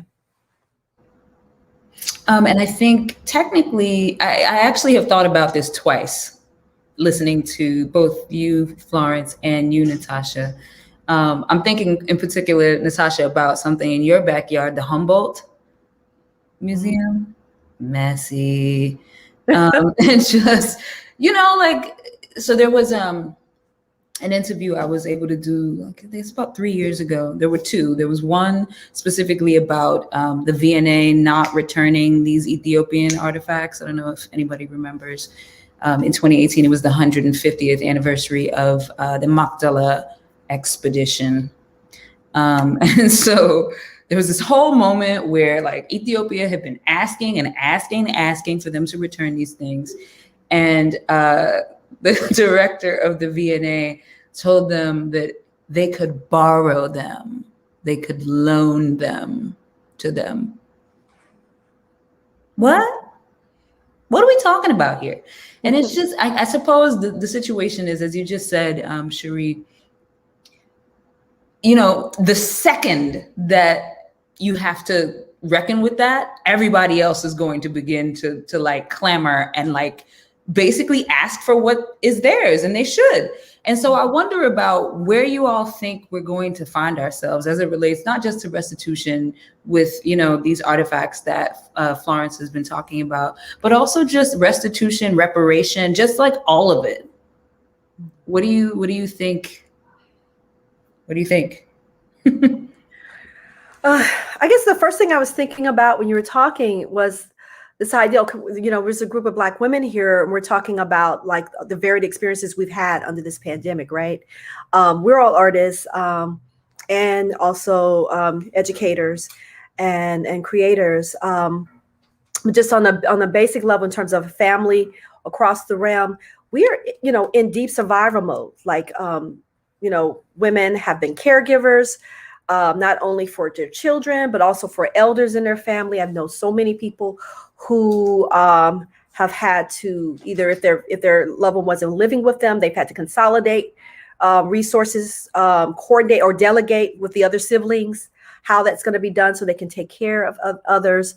All of this off of not the best money, that they should have. And I'm thinking about Zora Neale Hairston and the statement about Black women being the mules of the world. And I'm also thinking about how if you address women's needs, as in a society, all of the society is lifted. All of it is raised. The level of health, the level of stability, of efficiency, all of it moves up. And it seems like we resist this. We know this intellectually, but there's a resistance on a societal level to where power is, where the power is, to actually make the shifts. Because all you have to do is ask here. They'll have all the details of what they need, right? Often on different avenues, different strategies on how do you accomplish or achieve that thing, because they're the ones that are having to kind of,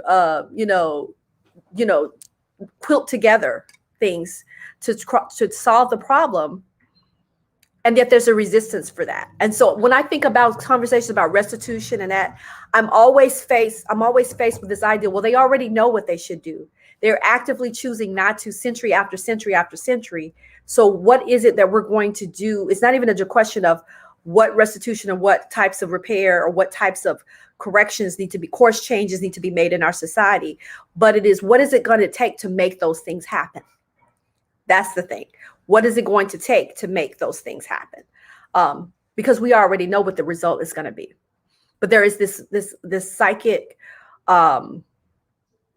resistance to that. And it's not just misogynoir. It's not just patriarchy. It's something else, right? And I quite don't have my finger on that. But yeah. Anyone else? Yeah, this takes me actually to my recent book talking about racism as a structural issue, because I think the question of restitution is bigger than who we need to send them back, because the question is, who are we sending them back to? Certainly. Yeah?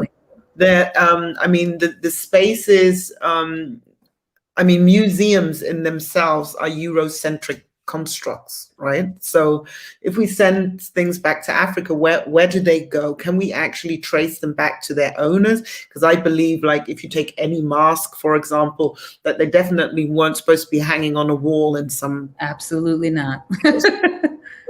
So I think that we have to look at these questions more bigger than that.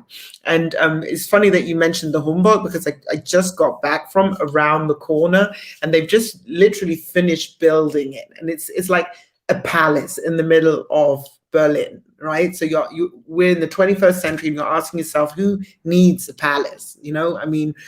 It's ridiculous. It's bombastic, this huge, stupid thing with stolen goods in it.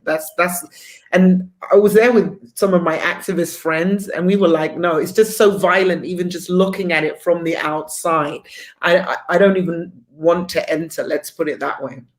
But I think that the dialogue has definitely started here in Germany. I can say that for sure, and it's been going on longer than last summer, on restitution, on where to bring them back to. But I think that the biggest problem that's now become visible is who is actually having a conversation with who on this topic. Yeah, because they always talk about having dialogue, on eye level, but there is no such thing as an eye level between a Central European and an African, no matter where from. There is, because there's always the power structure in that, always, and there always will be.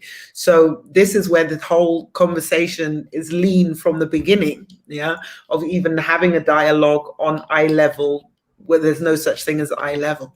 So there's a lot of layers, a lot of layers to this story, which actually takes me back to something that you said, Florence, talking about the digital, and that how you spent the past 2 years, because I saw you both in 2018 here in Berlin as well, Cherie and Florence, for the last time.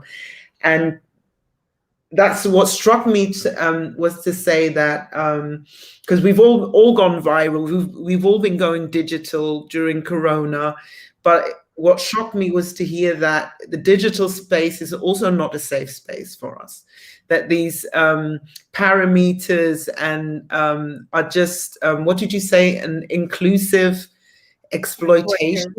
That really stayed with me, because I always saw it as a space to get out of these structures, but it isn't. So that racist algorithms, as Naima just said, is racist algorithms, right? The input, the data that the computer gets comes from a human, right? Absolutely. Yeah. So this is actually what ties these two stories together, because we're talking about the same structures, and it doesn't matter if these structures are a line of algorithms, squares and dots, and I don't even know how you write those things, but or if it's a brick wall. It's the same structures that are taking control or constructing this planet in every single way, that we kind of like, there's nowhere to run to unless we really create our own. And this is what, back to my introduction, where I really am, my next step is not dealing with their diversity programs and telling them how not to be racist and telling them that they're part of the problem. I've been doing that for the longest part of my life. I'm kind of like so over that. This is now about not you spending money on doing your diversity courses and this and that, but giving us the resources. So this is my form of reparation, in a sense, to say, you want to do something against racism, then the person who profits from that has to be the person who is affected by racism, right? And not making white people feel better that you're less racist than you were yesterday. But give us the resources, give us the facilities, give us the reparations, right here. We don't even have to go that far to look to where, to where to pay for what you need to make better, because it's right here. And we need a new system. We need a new system on all levels to be the system, be it digital or be it the walls, the museums, the schools, the institutions.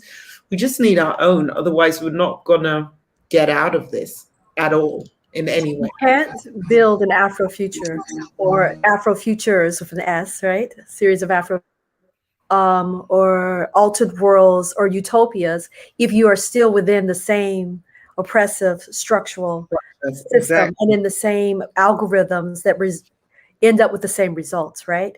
So you have to decolonize the tech. You have to decolonize the mindscapes of the people who are, executing the technology. You have to decolonize every space that we occupy. And we have to renegotiate the national and international conversations we have around resources and around whose lives matter, right? We are actually living in a world which is, the economists have already agreed that the only way they can move forward is if Africa as a continent does not have the power to manufacture its own resources for itself, right? That is an understood part of economics, global economics. I don't know if they put it in the books. I don't know if they write it so overtly. I don't think they do.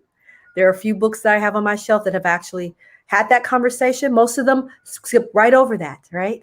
And they go into these old conversations about, why there's not as much development in the continent of Africa. Well, it's not a question of talent or personal responsibility or instability or them just not being organized or good leaders or bad leaders. It is a conscious choice that has been made by Western, European, American, corporations with the world's institutions' support, right, to do so. And I think if we can't even change the paradigm in that regard in terms of the actual natural resources on the planet and having a more egalitarian approach to that, right? That's going to change. That's not going to change any of the dynamics of people having to leave their homes to go somewhere else to try to make a living because it's been impossible for them to do so where all of the resources are, by the way, right? They want to go where where people are enjoying those resources and where they're developed, right? So that affects our immigration policies and everything else, right? All of these things are connected. And it goes all the way back to what Florence, what each of you have all been saying in terms of where we find the moment that we find ourselves now, which is very similar to the moments that we found ourselves before, right? There's a strange echo in the room, right? I would like Naomi to speak, but I also would like Elle to talk a little bit about your philosophy that you have about the art. Because I feel like we're in terms of Afrofuturism and talking about like the things that we have to address to build these Afrofutures or to imagine them first, right? You have to imagine them before you can create it. We're in a reemergence of Afrofuturist thought in a global expansion of it, right? But Littlefield has a particular take on ideals of Renaissance. So I want to kind of I want to respond to the conversation about restitution and kind of leading into what I want to bring up for a second. So I'm always thinking about, in terms of trying to foretell the future and kind of know where we need to be and what we need to be doing.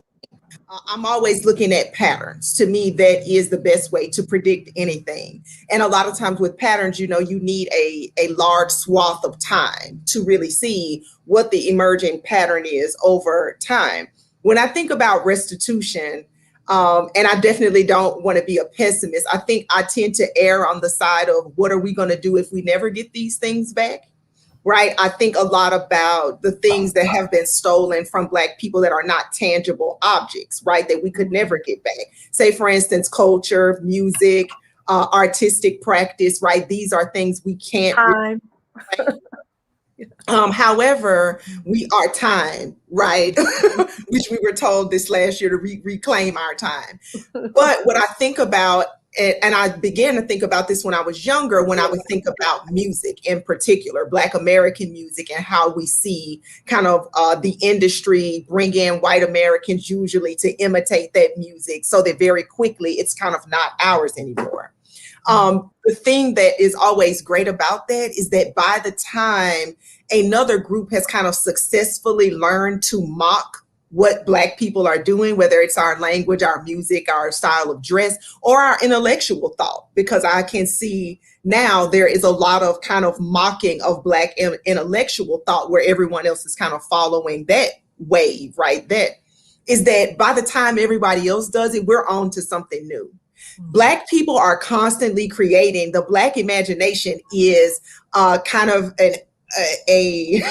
it's an outer space, right? There is no end to it. It is infinite. So by the time other people can catch on and get the footwork the way we got it, we made up a new dance already. So there is this way in which we can't get these tangible objects back. What are we going to do if we never get these tangible objects back?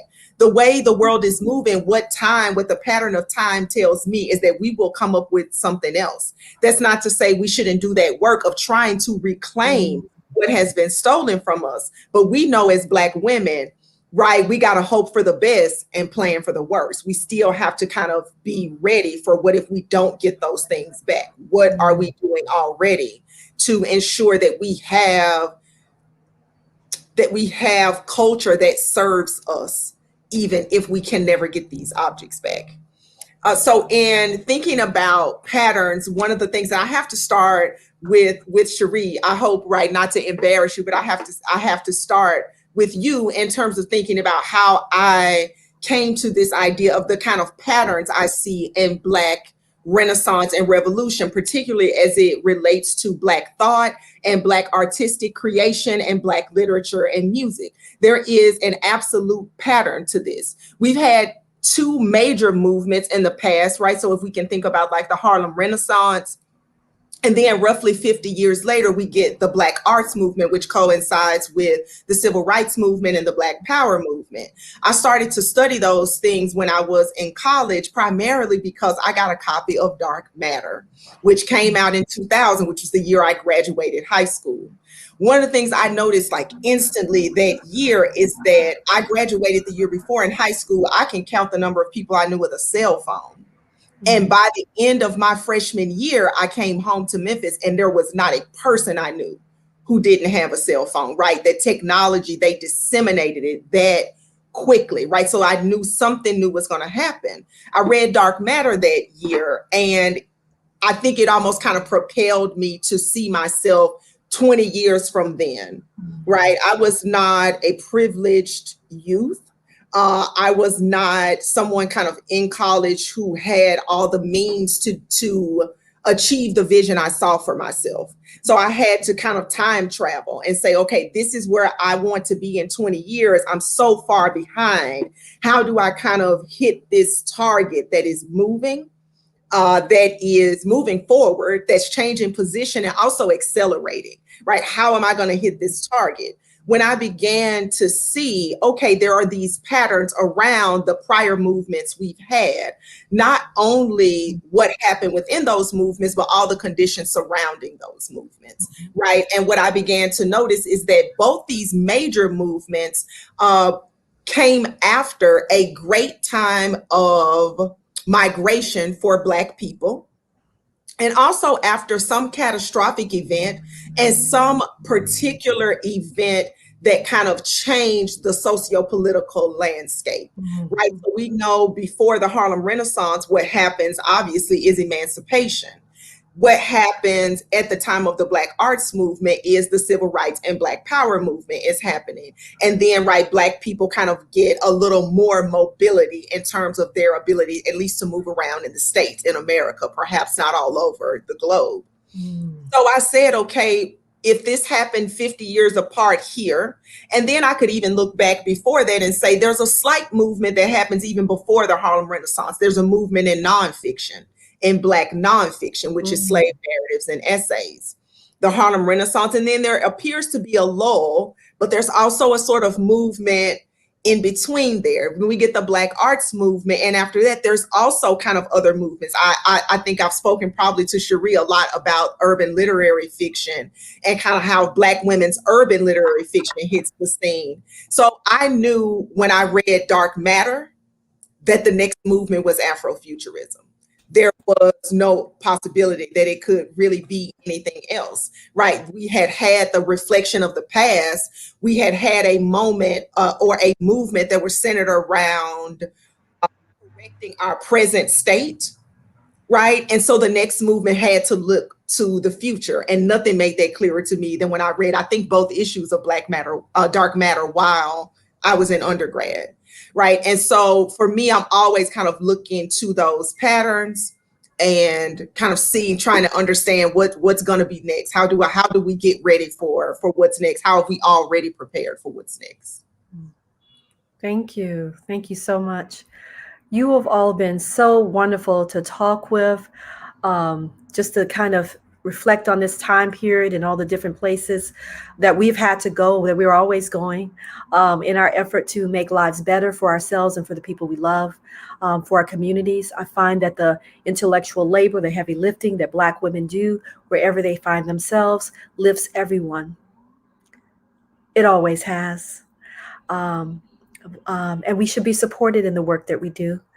In my Afrofuture that I imagine, Black women are supported, Black women and girls, those who identify as women are supported in the work that they do, because it's vital and critical. This has been Where There Is a Woman, where there is 1, 2, 3, 4, 5 women. There is deep, deep magic. With many thanks to Ntozake Shange for the beautiful poem that she wrote so long ago, perhaps imagining this moment and the moments behind us.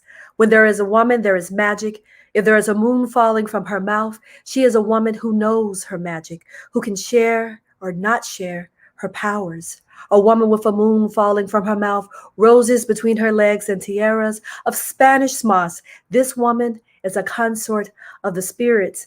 I have to say my spirit has been lifted listening to each of you today. Deeply more curious about the new work that you'll be doing, this new moment that we are in, because I think about the Harlem Renaissance, and there was the Spanish flu at that time, right?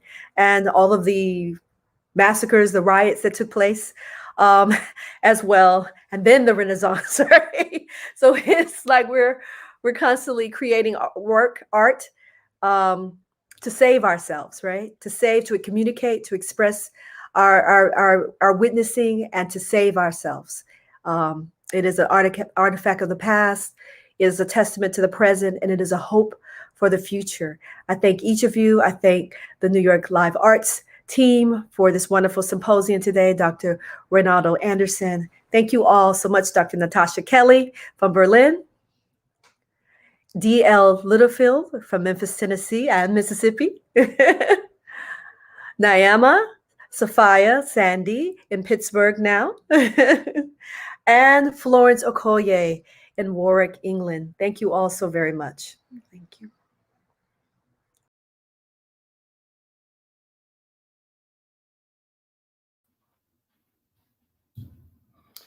Thank you for that great panel, Cherie.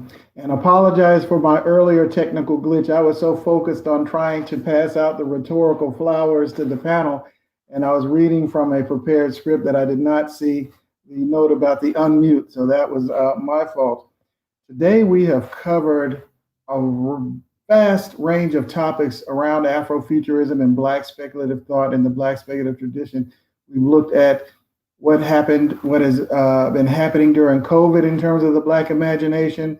We're looking at how to use gaming and future studies to talk about rhythms for the future.